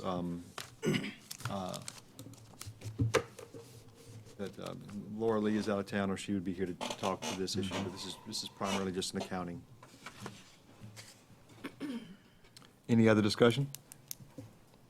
Being an ordinance, Mr. Garrett. Ms. Mel? Aye. Mr. Hawkins? Yes. Mr. Pruitt? Aye. Ms. Whitmore? Yes. Mr. Grimes? Aye. Ms. Smith? Yes. Mr. Jones? Yes. Mr. Ledbetter? Yes. That passes 8-0. Mr. Hawkins? Next item, Mr. Mayor, after the homeless shelter was put off until July the 28th, the next one would be consideration to remove vehicles and equipment from the fixed asset inventory records for the Street and Engineering Department, and we have a list, probably 15 items on there, if I'm guessing, and I would make a motion that we put these away for good. Second. Motion and second, that we remove these vehicles and this equipment from our fixed asset inventory records and dispose of according to state law. Discussion? If there's no discussion, all in favor of removing these from the fixed asset list, signify by saying aye. Aye. All opposed? So removed. Mr. Hawkins? Next item, Mr. Mayor, is an ordinance appropriating insurance funds received for damaged equipment and traffic poles. This money will go to the Street and Engineering Department. Apparently, we've had some people running over things, and we have one check in the amount of $17,874.38 and one in the amount of $16,901.41, which pays to watch what you're doing. We have an ordinance for this. It's ordinance 01560, I'm sorry, 70. And make a motion to waive the 3 readings. Second. Motion and second to waive the 3 readings and bring this forward for action on tonight's agenda. All in favor of waiving the readings, say aye. Aye. All opposed? That passes 8-0. We have the ordinance on the agenda for action on tonight's Mrs. Meeting. I make a motion for adoption. Second. Motion and second for adoption. Discussion? I will say put a gold star by this one. We don't get too many insurance refunds on traffic lights that get in the way of traffic accidents. And so this is good to get 2, so we appreciate that, but it's few and far between. If there's no other discussion, being an ordinance, Mr. Garrett. Mr. Jones? Yes. Mr. Hawkins? Yes. Mr. Pruitt? Aye. Ms. Smith? Yes. Mr. Grimes? Aye. Ms. Whitmore? Yes. Mr. Ledbetter? Yes. Ms. Mel? Aye. That passes 8-0. Mr. Hawkins? Next item, Mr. Mayor, is a resolution expressing the willingness of the City of Conway Street and Engineering Department to utilize state aid street monies for the Hogan Lane Overlay Project. And, Mr. Vinson, would you like to come up and talk about this, or would Jack like to do this? You've stepped right up. That's good. Thank you. This is, as you said, it's for the overlay of Hogan from Tyler to College. It actually goes a little bit further south than College. It goes to the bridge where the curb and gutter stops. This is the state aid. It's a highway department project to provide, just like it sounds, state aid to cities and municipalities. We're going to have to pay the percentages of what we'll have to pay are outlined in the ordinance. And really what it comes down to is 10% of the construction. That's where the majority of it is. There's $100,000 in this year's budget for this. And I actually spoke with the guy at the Highway Department just a few days ago about this project. He's hoping that we'll be within budget. He plans on bidding this shortly, which is the reason that the ordinance is before you today. But if we are over budget, then I'll come back to you and we can talk about it at that point. But if so, it won't be much. And we would have to contribute 10% of the project cost up to $250,000. Anything beyond $250,000 would be totally ours. Yeah, I'm sorry, I didn't clarify that. And we elected to extend the project there's benefit for us taking advantage of, because they're paying for a lot of the construction engineering and things like that. So there's benefit to us while they're out there going ahead and doing the entirety of the section of Hogan that needs to be done. But we discussed all that at the beginning of the year at budget time. I make a motion for adoption of this resolution. Second. Motion and second for adoption of this resolution. This will be Resolution R-1527. Discussion? This is actually as part of the half-cent sales tax the state voters approved a few years back. This was part of that this is not money tied to the half-cent sales tax, but because this was approved, this monies were carved out of the fuel taxes and permanently set up as a funding mechanism, $20 million a year for state aid to city streets. And so this actually is by the State Aid for City Streets Committee. It's capped at $250,000 per entity. So Little Rock gets $250,000 per application, and Little Flock, which is up by Rogers, would get $250,000 per application, and no one gets a second application until everybody gets a first application. So, but this is how it's being utilized, and it's paving for streets all over cities, all over the state. But this is a part of the fruition of that original half-cent sales tax. No other discussion? All in favor of this resolution, say aye. Aye. All opposed? That passes 8-0. Mr. Hawkins? I'd like it noted that Little Flock was talked about. Well, if you look in your City and Town magazine and they list all the sales tax collections for the state, Little Rock and Little Flock are right there together. There they are. So you have to, Little Rock's number for sales tax collections is a little bigger than Little Flock's. So that's your scale to make sure you know you're on the correct line. Anyway. The next item, Mr. Mayor, is consideration to approve right-of-way acquisition for Tract 5A and 5B in regards to the Cantrell Field Access Improvement Project. And Mr. Finley, tell us what you can about that. This is part of the necessary acquisition for the southern section, which is of Central Landing Boulevard. That's the section that we are building, as opposed to the section that the Highway Department is building. And this is one of two, I think, properties that will be discussed tonight. The Kettle family was offered $2 a square foot, and their counter offer is $3 a square foot. And so I'm looking to the council for guidance on how they would like to proceed forward. We've got another one of these on the agenda tonight. Do we have any other ones out there, or are these the only two that we're going to have to deal with on No, this there will be particular? more. There will be more still. Okay. There will be at least one more for the roundabout at 6th and 1st. Probably two more there. And then we're still working, we haven't secured all the right-of-way yet for the roundabout on the other side of the freeway. We still have to clean all that up, so Okay. we're not there yet. Okay. This is something that needs to be done in a hurry because the clock is ticking, but we also don't need to overpay on something, so I'm not sure where this balance is. Where did we throw- come up with $2 a square foot? That was the appraised value. When we had appraisals? Yes. Did they get a separate appraisal from somebody? No, I think, Or they just, yeah, I think Mr. Kettle has pulled some comps, and I believe the counteroffer is based on those comps. Is it in? It looks like the It's next there. tract that we're working with is a $3 square foot tract. it's in a different place. The, okay, if you go to, the next thing in your packet is the OR colon transmittal letter, and then, after that is Gene Kettle's counteroffer.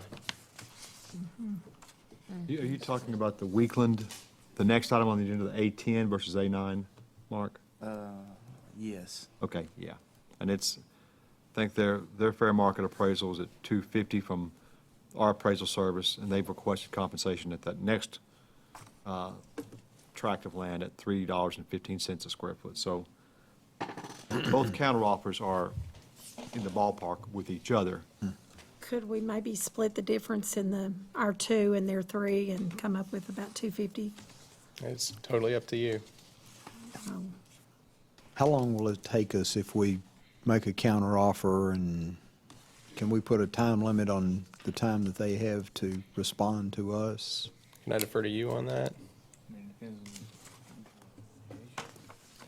Well, we can always negotiate, or we can, at some point, we're going to have to pull the trigger on condemnation Yeah. to meet deadlines. Yeah. You know, that doesn't mean negotiations stop. We'll be happy to keep on going and negotiating to find a middle ground short of going to court. But at some point, we have to proceed with the timing to hold all the property necessary to proceed to construction. Maybe the condemnation route might be the best way to do it, but if it allows us to go ahead and continue our construction work, and then we'll let the court figure out what the real price is. But that's if you think, I mean, the counteroffer, that may be the easiest path, just throw your hands up and say, let the judge decide. But, you know, there's a good faith counteroffer here. Well, my only problem is if we've got 2 or 3 others that we have to deal with, they're going to see what happens tonight. That's my And thought about there's no that. question about that. That's my Everybody's thought. going to be watching. I guess though, if we come out and just, for example, say, go with 3, we've kind of said our market rate is 3. Yeah. So, you know, they can ask for more, but we've said, we've kind of established a market rate by buying the first one, to a degree. There's no question. I think you'll get into that. Why can't we go with the 250? As far as, I'm not going to touch on negotiations and things, but as far as the condemnation is concerned, we can interplead basically the money with the court that can be over and above what the appraised value is. That's a way to go. It also gives an order of entry almost fairly quickly, but you do set yourself up. There is some new legislation out right now that could impose penalties if the money that we deposit with the court is, there's a 20% difference in what we deposit versus what any kind of judgment could be. So there's some concern out there. I've gotten in touch based on that new legislation with the municipal league, and we're kind of trying to figure out what this new legislation is going to do. Because in the past, it hadn't really been an issue for municipalities, only with state projects. And so there's some concern there about that. Do you have a suggestion on this at all, as far as the number is concerned? Okay. I didn't think you would, but I thought I'd ask anyway. I mean, I don't have any problem paying somebody a fair value for their land. Yeah. The question is, what's the fair value? And in all honesty, this is 50% higher than what we offered. You know, and typically, we look at, you know, kind of a rule of thumb is we're willing to go up to 15 to 20%, but 50% is. I'm thinking we did 20% on, when we were doing property down at the Wills Baker, Interchange. yeah, interchange. I remember 20% for some reason. I don't know whether that's right or not, but. So, I mean, So that would be what? your You're suggestion. saying 240 a square foot? Well, let's back up to our timeline. If we counter and they reject, we're 3 weeks to our next meeting. So are we waiting 3 weeks till we can even start the condemnation process? You would have to start it, so it's either a special meeting or we wait 3 weeks. Assuming they don't accept the Yeah. our counter offer. Well, I think that. So do we have we time, is my We have question. 3 weeks. If we want to make a counter offer, I'm comfortable with that. As long as the city is, as long as the council is willing to agree that if they don't accept the counter offer, then we probably at that point need to proceed with condemnation.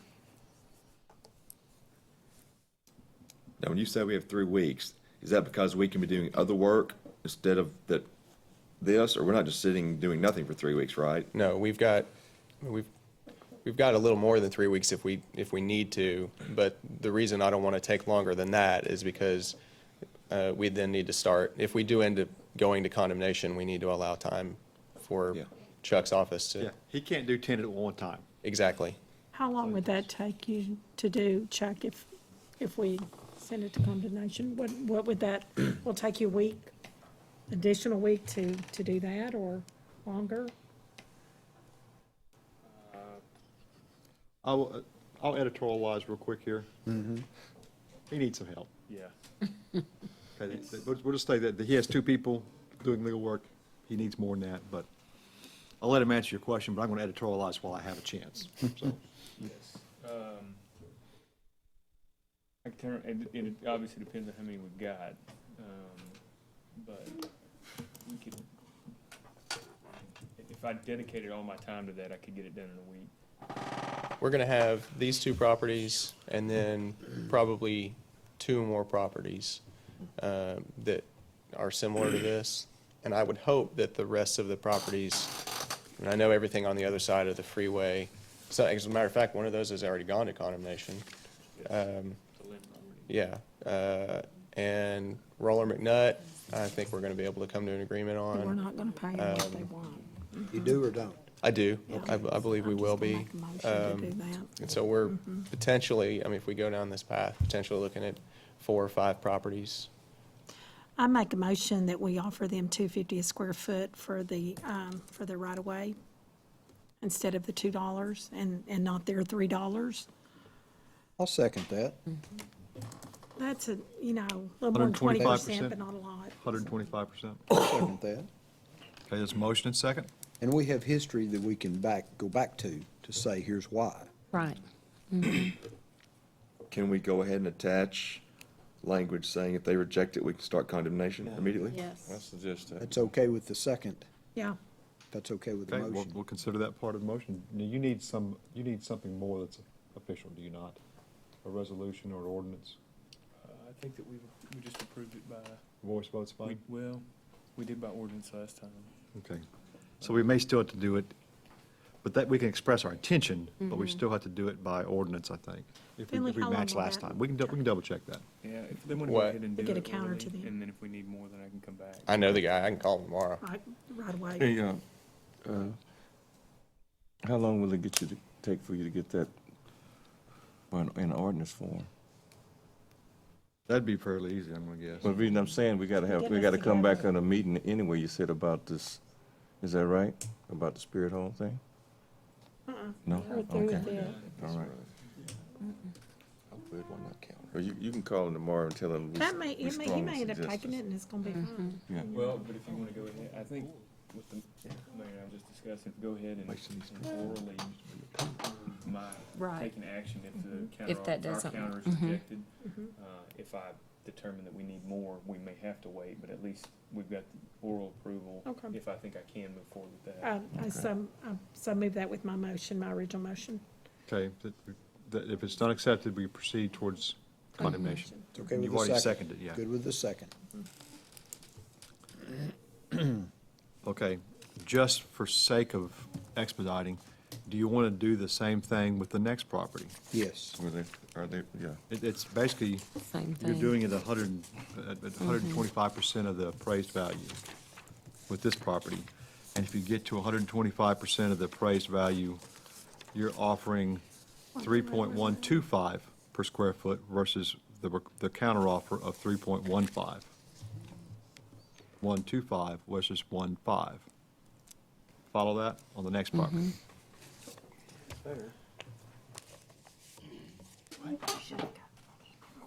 Okay? So is that part of your motion to Yes. make the counteroffer to both of those, A10 and A9 both, Yes. at 125% of appraised value? Yes, it is. And both of them with condemnation? Yes. Yes. Okay, second? Everybody solid with what we're doing? Mm-hmm. Larry, Yeah. Yes, can I have you step forward, please? I didn't know Jim. Need a little clarification on this. The counteroffer I made was based on an independent appraisal by someone else. One of those numbers I pulled out of the hat. There was also a lot of inconsistencies in your appraisal that was made. And the negotiator you had came, they walked with me, went through it. We went through the process, I showed them inconsistencies. They pretty much were in agreement with that too. And when they saw my counter appraisal, they saw the sales I had, and, you know, actually the number was higher than $3. But I was okay with the $3 because the city's, you know, I support the project. I just felt the value low, it was the inconsistent appraisal.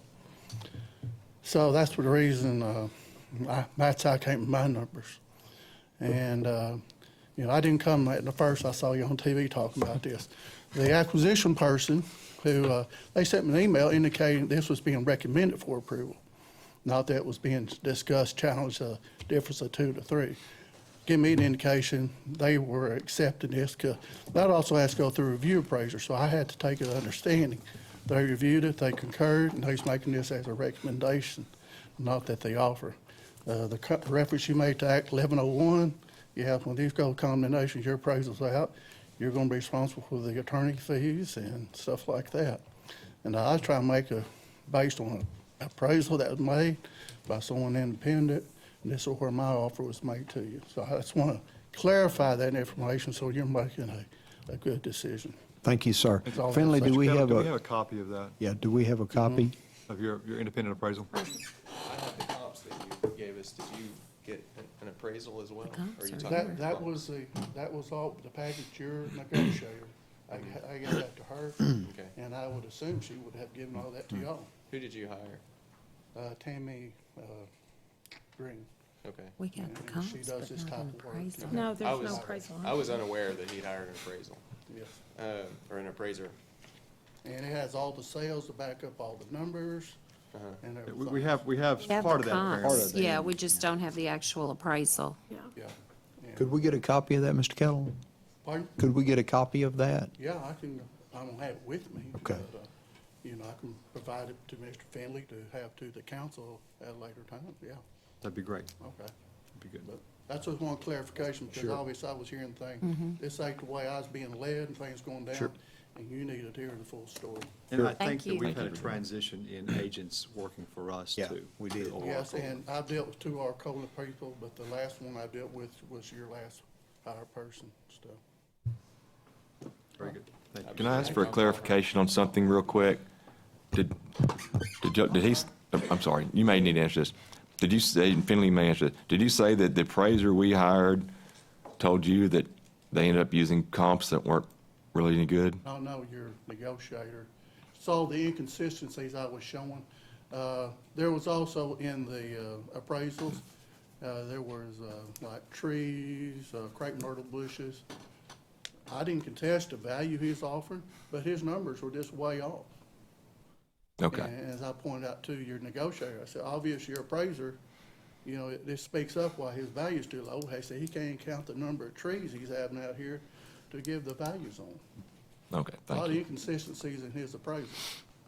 And Very good. I hate to make this a public No, comment. no, this, No, No, that's fine. that's why I'm asking the That's question. why I'm coming back from, there's a lot of inconsistencies here. I'm glad you saw it on television. Yeah, It made it, you were close enough to make it down here. Yeah. okay, thank you. Thank you. Thank you, sir.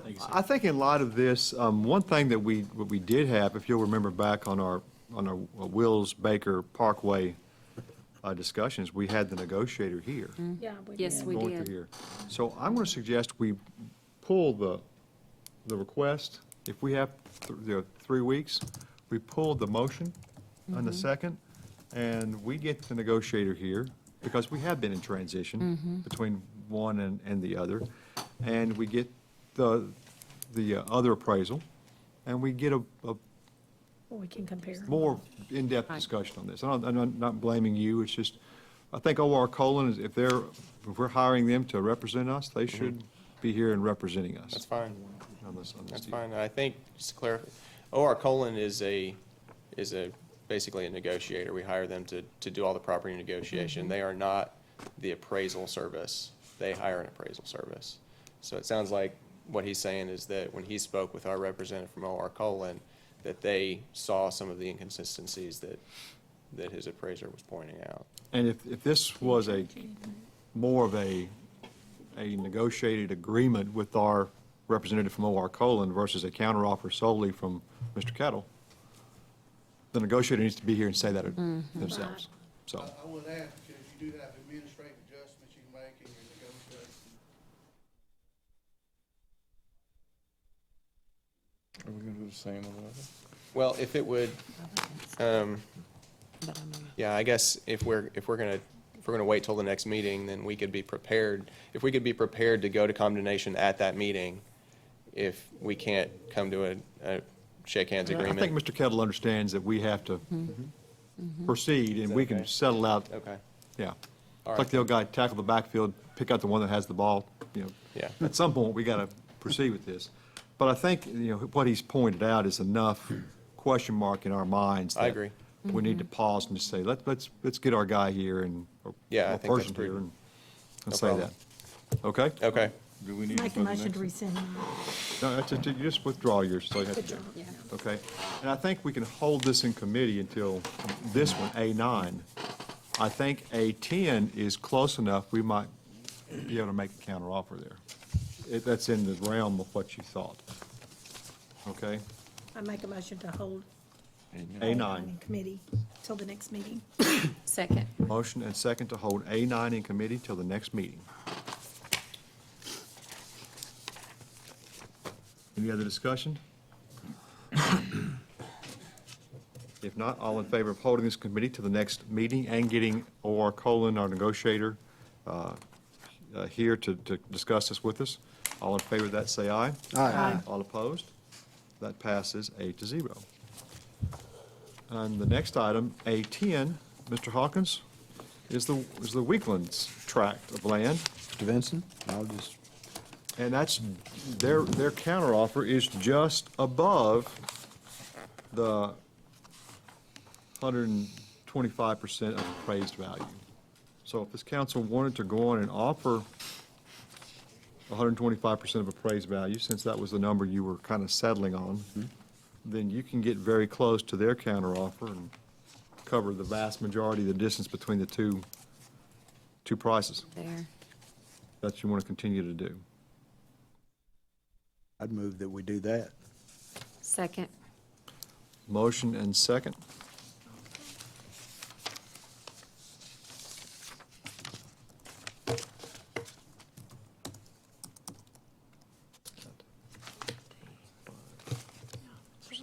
Okay, discussion? It's like 250. 250, that amount.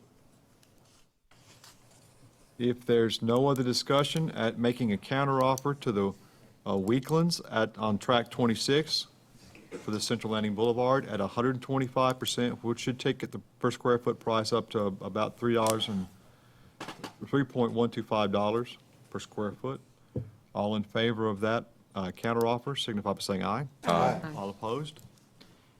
That carries 8-0. Mr. Hawkins? The final item in this portion of the agenda, Mr. Mayor, is consideration to approve the bid received for the I-40 and 6th Street overpass. And this is at the Cantrell Field Access Improvement Project. And Mr. Benson, numbers were a little bit tall. They are. Both of the bids are relatively close, and also both significantly higher than the engineer's estimate. We have discussed the possibility of cost savings with the contractor in the hope that he could come up with some value engineering. And he's come up with about $300,000 worth of proposed savings. Not only approve Manhattan as the low bidder and proceed forward, and we can change order any cost savings that we desire into their contract. So moved. Second. Motion and second to approve this low bid of Manhattan Road and Bridge Company, $9,691,367.46. I wonder how solid they are on the 46 cents. Anyway, motion and second there. You have been given two separate spreadsheets, and those are produced by the High Finance of the City of Conway. And if you're good at reading those, the bottom line that you need to look for on the big one that you've been given, that Mr. Vincent's passed out to your spots before the council meeting, is if you look in the bottom line, the boxed linear line at the very bottom of the page, if you look in the third quarter and fourth quarter of 2016, as we start timing out our payments for all these various projects, this is the big issues of whether we're going to be able to fund everything we said we wanted to do for our Central Landing and Lewis Crossing. This is it. This is our resources down at the bottom to pay for them. This is our expenses up there at the top. If you look, you see that we go negative. That's what those parenthetically embraced numbers are in the last half of 2016. We can't go negative. We can't bridge that $1.3 million gap or the $994,000 gap in those areas. So what we are going to propose to you to do is, and we knew this was going to happen, but this literally shows you when and why, is this is an updated number. We've been working with the Finance Department, with Mr. Winningham. This is the updated spreadsheet, and you'll see the two colored lines that go across there. The blue one that says base and surfacing for the south interchange, and then the Highway Department AHTD match for Dave Ward Drive, which is the Lewis Crossing project.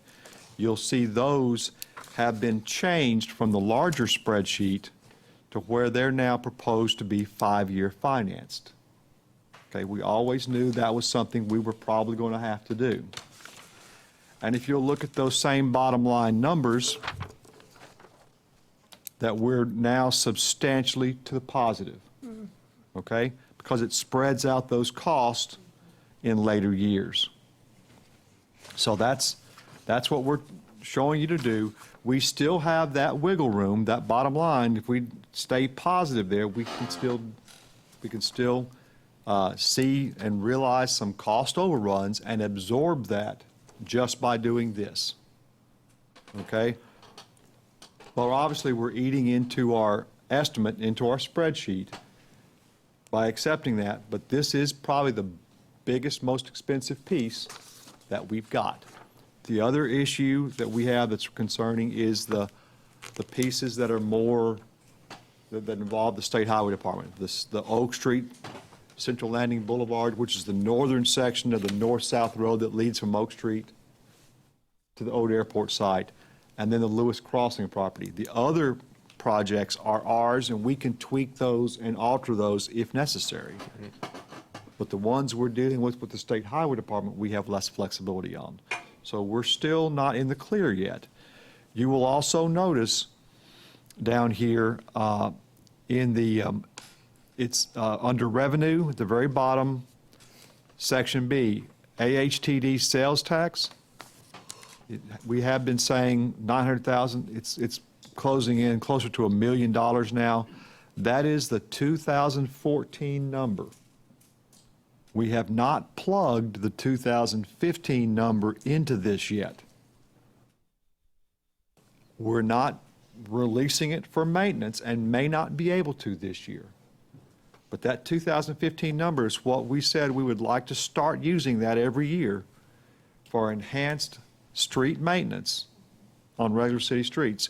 But we're holding it just as a backup in case we start seeing some cost overruns, not only for the projects, but just after those last two issues, the right-of-way purchasing. Because those are small right-of-way purchases. The stuff we're doing on the east side of the freeway that involves Conway Commons land is expensive right-of-way purchases, and there's more zeros involved than Mr. Kettles or the Weaklands or some of the others. And so we've got to be careful with how we do this. And that's why we're preserving that, but we're not using it just yet. Okay, and that's been one of those concerns we have. We have chosen to 5-year finance the basin surfacing for South Interchange. Of course, you will have to approve this, and the AHTD match for Dave Ward Drive, because those projects were not included specifically in the bond issue that we went to the voters on. We don't want to include 5-year financing on something we already told the voters we were going to use bond issue proceeds for. Okay? Those two projects weren't included in that. So that's why we chose them. Is everybody following what we're doing? Okay? This is the spreadsheet that watches to make sure that we're on track financially for doing what we're trying to do with the street system. Okay? We'll get this updated how often? As we have new numbers through right-of-way purchase, major right-of-way purchases, or project bids. So this will be our spreadsheet as we monitor things. This is our throughout. spreadsheet. This is our control document for the finances. That's exactly right. It's easy to read, thank you. Any questions there? So, in other words, I think we can absorb this price for this project. And I'll have to say, this may be the absolute best, shooting for the moon again, absolute best highway overpass bridge in the state of Arkansas, because it does include and encompasses, the latest design. It leads to a roundabout on the eastern side, an elevated roundabout, I might add. It has broad walkways, so if you're at Conway Commons and you want to go to Central Landing or vice versa, you could actually stroll across the interstate, and it will have landscaping opportunities on top of that. This price does not include space, but there are space for putting large planters across the top of that. So if you're driving by on the interstate wondering what kind of city you're passing through, and you look up and see landscaping on top of a railroad, interstate overpass, it's like, oh, this is a city that's trying to aspire to be something else. It's not just any other exit on the I-40 from California to North Carolina. So it's really a neat project. I think it's the signature linchpin of this development in terms of a public infrastructure standpoint. Any other discussion? There's no other discussion. All in favor of awarding this bid to Manhattan for $9.69 million in change, signify by saying aye. Aye. All opposed? That passes 8-0. Mr. Mayor, I might add that Manhattan must have been in touch with Mobley, because I've seen about 5 or 6 Mobley trucks out there already getting ready to do some things. Yeah, they're, That's another project. yeah, that's right. That's the box culvert we approved a right. few That is meetings right. ago. That's this is the first phase. They're of- working. Yeah, it's the first phase of this project.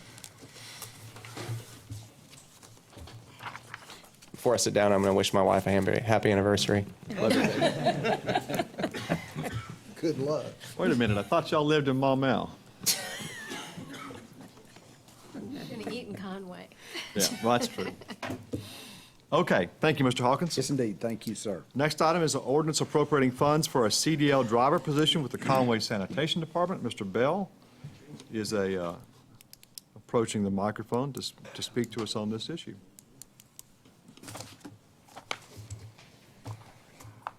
Thank you. We are asking for I just noticed in here, it doesn't really say what CDL stands for. It's Commercial Driver's License position. Our goal is to continue with the incredible service that we offer through the sanitation department, and we've gotten a little behind in several areas, primarily the yard waste pickup. And if we get this position, this will be a kind of a Kelly man position, so it can pick up glass, yard waste, residential, commercial, whatever's needed at that time, and we move those guys around. So we'd appreciate your consideration. Now, does everybody know what Kelly Man means? Mark does. Mark does. They used to have it at the fire department. Fire department, it's They a, still do. still do, I guess. They still It's do. just a person that goes where they need to go. If, Swing position, exactly. I make a motion to waive the 3 readings. Second. Motion and second to waive the 3 readings. All in favor of waiving the readings, say aye. Aye. All opposed? That passes 8-0. The ordinance is before us for action tonight. Make a motion for adoption. Second. Motion for second, and second for adoption. Any discussion? This will be adding to the budget from the fund balance reserve from sanitation department and authorizing 1 additional position. If there's no discussion, being an ordinance, Mr. Garrett. Okay, this will be ordinance 01571. Mr. Hawkins? Yes. Mr. Grimes? Aye. Mr. Jones? Yes. Ms. Whitmore? Yes. Mr. Ledbetter? Yes. Ms. Mel? Aye. Ms. Smith? Yes. Mr. Pruitt? Aye. That passes 8-0. Thank you very much. Thank you, sir. The next item, under public safety, is an ordinance appropriating reimbursement funds from PetSmart to the Animal Welfare Unit. This will be ordinance 01572. Make a motion that we waive the 3 readings and bring it forward for action tonight. Second. Motion and second to waive the 3 readings. All in favor of waiving 3 readings signify by saying aye. Aye. All opposed? Move for adoption. That passes 8-0. We have a motion for adoption. Do we have a second? Yeah, I did. Second. Any discussion?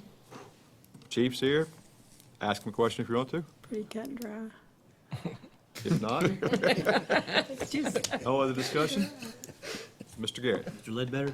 Yes. Ms. Whitmore? Yes. Mr. Pruitt? Aye. Mr. Hawkins? Yes. Ms. Mel? Aye. Ms. Smith? yes. Mr. Jones? Yes. Mr. Grimes? Aye. That passes 8-0. I will point out for anybody who is watching, that's simply an accounting, recognizing funds coming in and placing them in the budget where they need to be. So that's simply an accounting ordinance. The next item is an ordinance appropriating reimbursement funds from a variety of entities to the Conway Police Department. And to spell these out, I'll let the chief actually talk about this. All right, this is moving some reimbursement funds. The first one's from various companies for our extra duty services that the officers perform. It's $10,032.29. Again, that's just a reimbursement. The next one, $3,561.53, is insurance proceeds from insurance companies. And the $1,700 is for donations from various companies, and most of this goes to our annual child safety fair, which we just had this past Saturday, and it was, I think, our largest turnout we've had yet. So we appreciate all the other city offices, fire department, and some other agencies, MIMS, and just a bunch of folks that came out and helped support that. I'm sorry. No, go ahead. The next one, $209.75, that's for our proceeds from our challenge coins. And basically, those are purchased from some of the donated funds, and then officers will buy those basically back. You buy those from the department and to hand out and stuff, so that money is just putting it back in there. So it's kind of evens everything out. And the last item, the $6,020, that is taser buyback. We had some old tasers that we could not use on the street.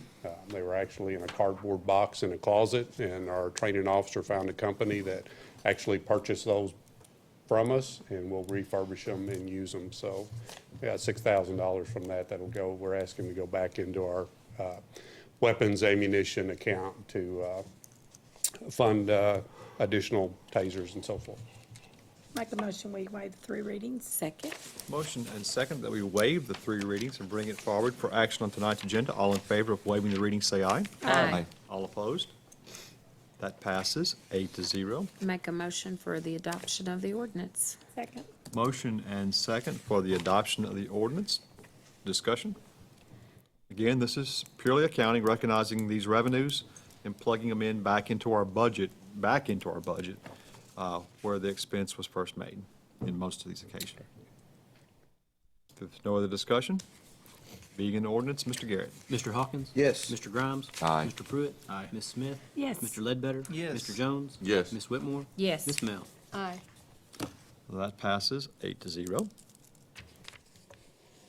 The next item is a resolution requesting compensation or a policy to compensate for officers no longer employed by the Conway Police Department who were actually called back by their prior service to testify in court. So Chief, why don't you talk us through this to make sure we understand what's going on here and what these employees are doing for us even after they're employed in the city of Conway. Right, thank you. When an officer is doing his daily work, going through his career, he's making cases all the way up to, say, if they're retiring, up till the day before they retire. So when that officer separates from employment with the city of Conway, many times they are required to come back and testify on those court cases. Now, granted, they're subpoenaed by, the city attorney or the prosecuting attorney, county prosecuting attorney to testify, so they're have to come back and testify.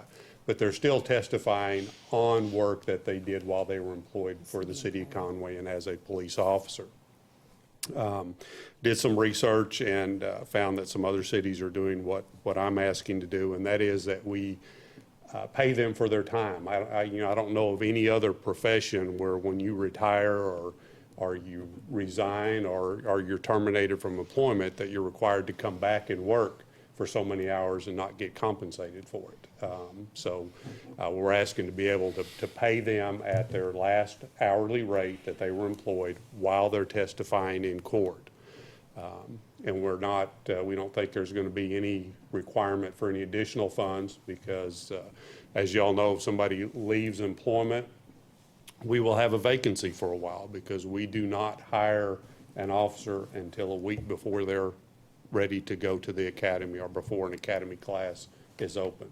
So it's not unusual for us to go quite a few weeks and sometimes 2 or 3 months without filling that position. So there would be money in our salary accounts to cover this cost. So doesn't require any additional funding or anything.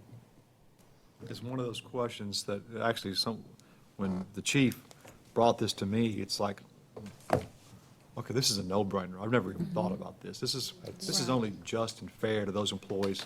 And Right. you heard him mention, this even includes people who are terminated. Right.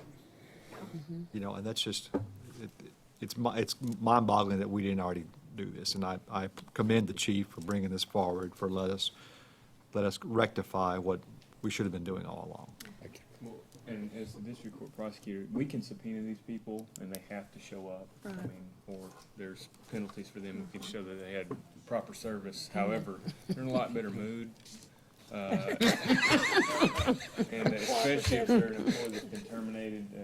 We've had several within the last 12 months that have been terminated. Of course, they have dozens sometimes of cases that go to court, and getting them here, obviously they move on to other employment. They have to take a vacation day or whatever it may be, but they're obviously not being paid to be here. And it does make it go a little bit easier for my office if I can tell them that they would be compensated. I make a motion for the adoption of the resolution. Second. Motion and second for adoption of this resolution. This is Resolution R-1528. Discussion? Any other discussion? If not, all in favor of approving this resolution, setting this up as a policy of the city of Conway, signify by saying aye. Aye. Those opposed? That carries 8-0. Thank you. Thank you, Chief. The next two items involve information technology. I'm going to ask Lloyd Hartzell to go on and make his way to the podium. First item is an ordinance accepting and appropriating funds to purchase an outdoor warning siren. And I'll go on and let Mr. Hartzell explain this. This is reimbursement. One of the sirens caught on fire, and the $14,000 is reimbursement from the insurance company, and it was short $2,500. We saved about $9,000 by putting it in ourselves, so that's why we're short $2,500. Make a motion, we waive the readings. Second. Motion and second, we waive 3 readings and bring it forward for action on tonight's agenda. All in favor of waiving the reading signify by saying aye. Aye. All opposed? That passes 8-0. This will be ordinance O-1574. It is on the agenda now for action on tonight's agenda. Make a motion for adoption. Second. Motion and second for adoption. Any discussion? This does involve a $2,500 fund balance appropriation. Yes. How does a siren catch on fire? We got a call that said your pole's on fire. And, so, A lot of light does have electricity and Fire chief here. Chief, how do you approach that?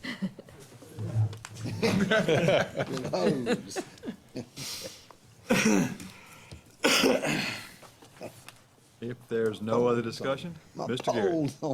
Mr. Pruitt? Aye. Mr. Jones? Yes. Miss Mel? Aye. Miss Smith? Yes. Mr. Grimes? Aye. Mr. Ledbetter? Yes. Mr. Hawkins? Yes. Miss Whitmore? Yes. That passes 8-0. The next item, since we're so quick to spend people's money, this is necessary too, probably even more necessary when it comes right down to it. It's time for a new radio system, a radio trunk system. Ours has been in place since the early 90s when we bought the original trunk system.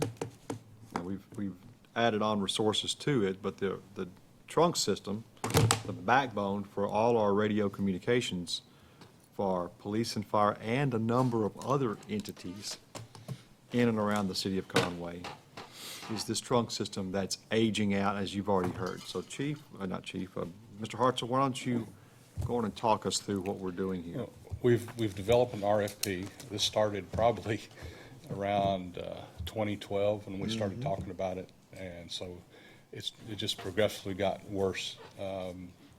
Since the time the council met and you decided for us to move forward, the system has quit at least once or twice since then. It's all electronic, so the boards are starting to fail more often. They're harder to get. And there's little support for the system that we have now. It's a database of radios. We've got over almost 1,000 radios on the system that IT manages. And that's city radios, Mayflower, Greenbrier, School District, Guy. Conway Corps? No. They're separate. And the Faulkner County Sheriff's Department. It's just to the point where, the police could be in the middle of a incident and it would go down. Fire could be in the middle of a fire, which it did go down once before. They were in the middle of a fire and the radio system went down. I guess the process is to go out for an RFP. I answered some questions some of you had about a P25 system, which basically in the past has been proprietary. The radio systems, once you bought it from one system, you couldn't buy any other radios from anybody else. The P25 lets you can buy an infrastructure from vendor A and buy radios, mobiles from vendor B, C, and D. So it pretty much opens it up. It creates a standard and makes, so the standard is so we can talk to other people if they have P25, and so it's basically interoperability.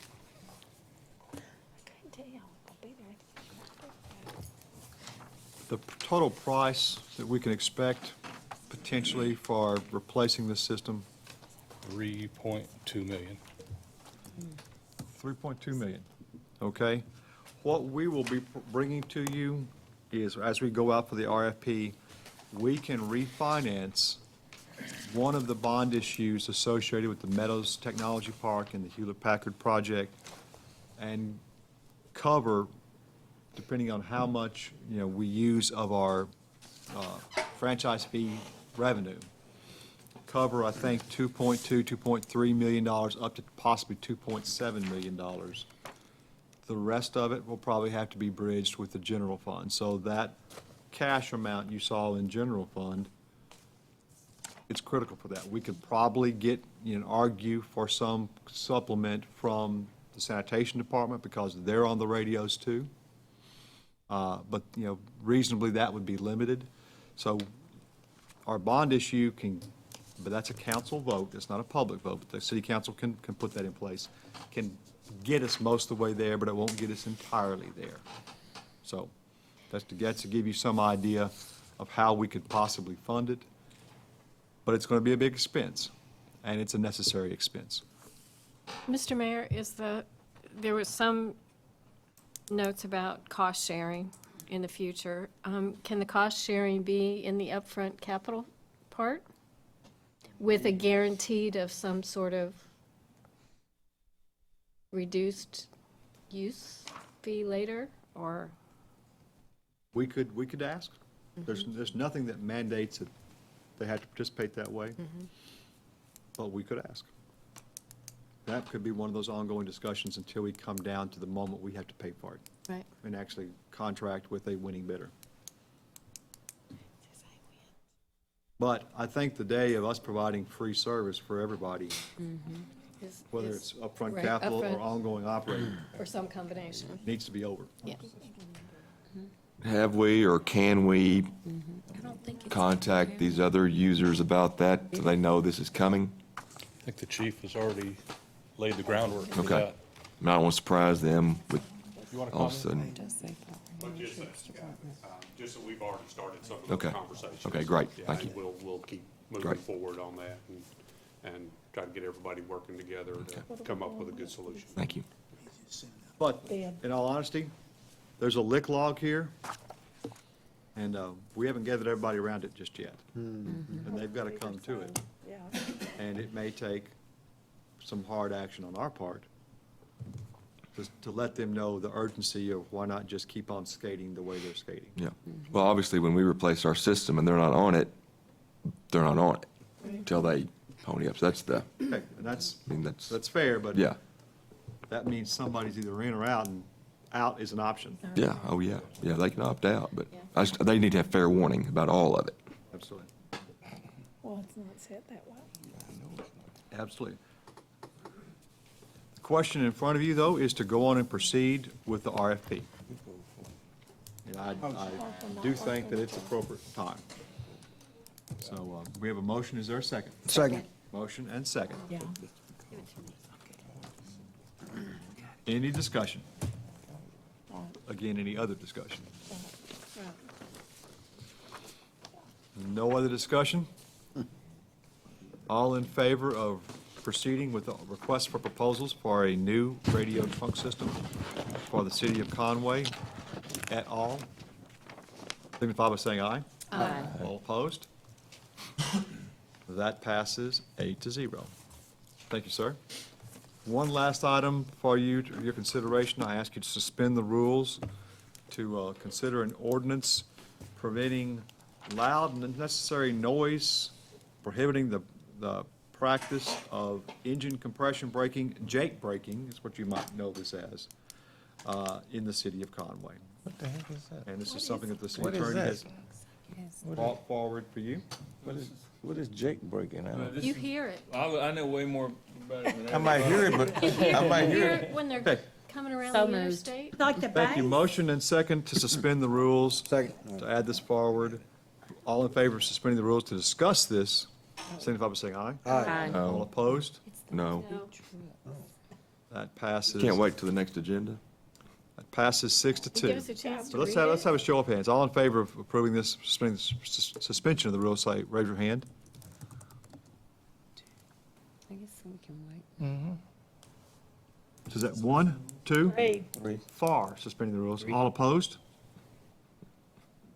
Oh, wait. Okay, it fails. So that's, we'll deal with it the next agenda. I don't even know what the heck it To is. get it out there. No, Sheila made it, not me.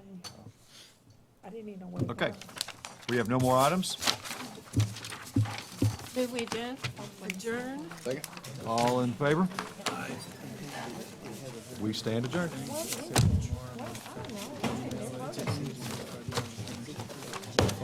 Sounds good. That's like a win for you.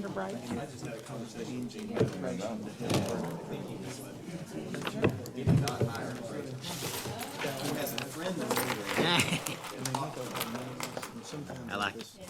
That's why I said, he said, did you not get all that? Yeah, it scares me when I hear that. It sounds like, something like a, And he said, no. oh, yeah, that's what you're talking about. Okay. I don't know how you wrap it. Yeah, I know exactly what you're saying, but what you just said. Really? Dang. I've never heard, who brought this out? Bluffing. I didn't know, I know now exactly what it is. Hey, Mark can tell you what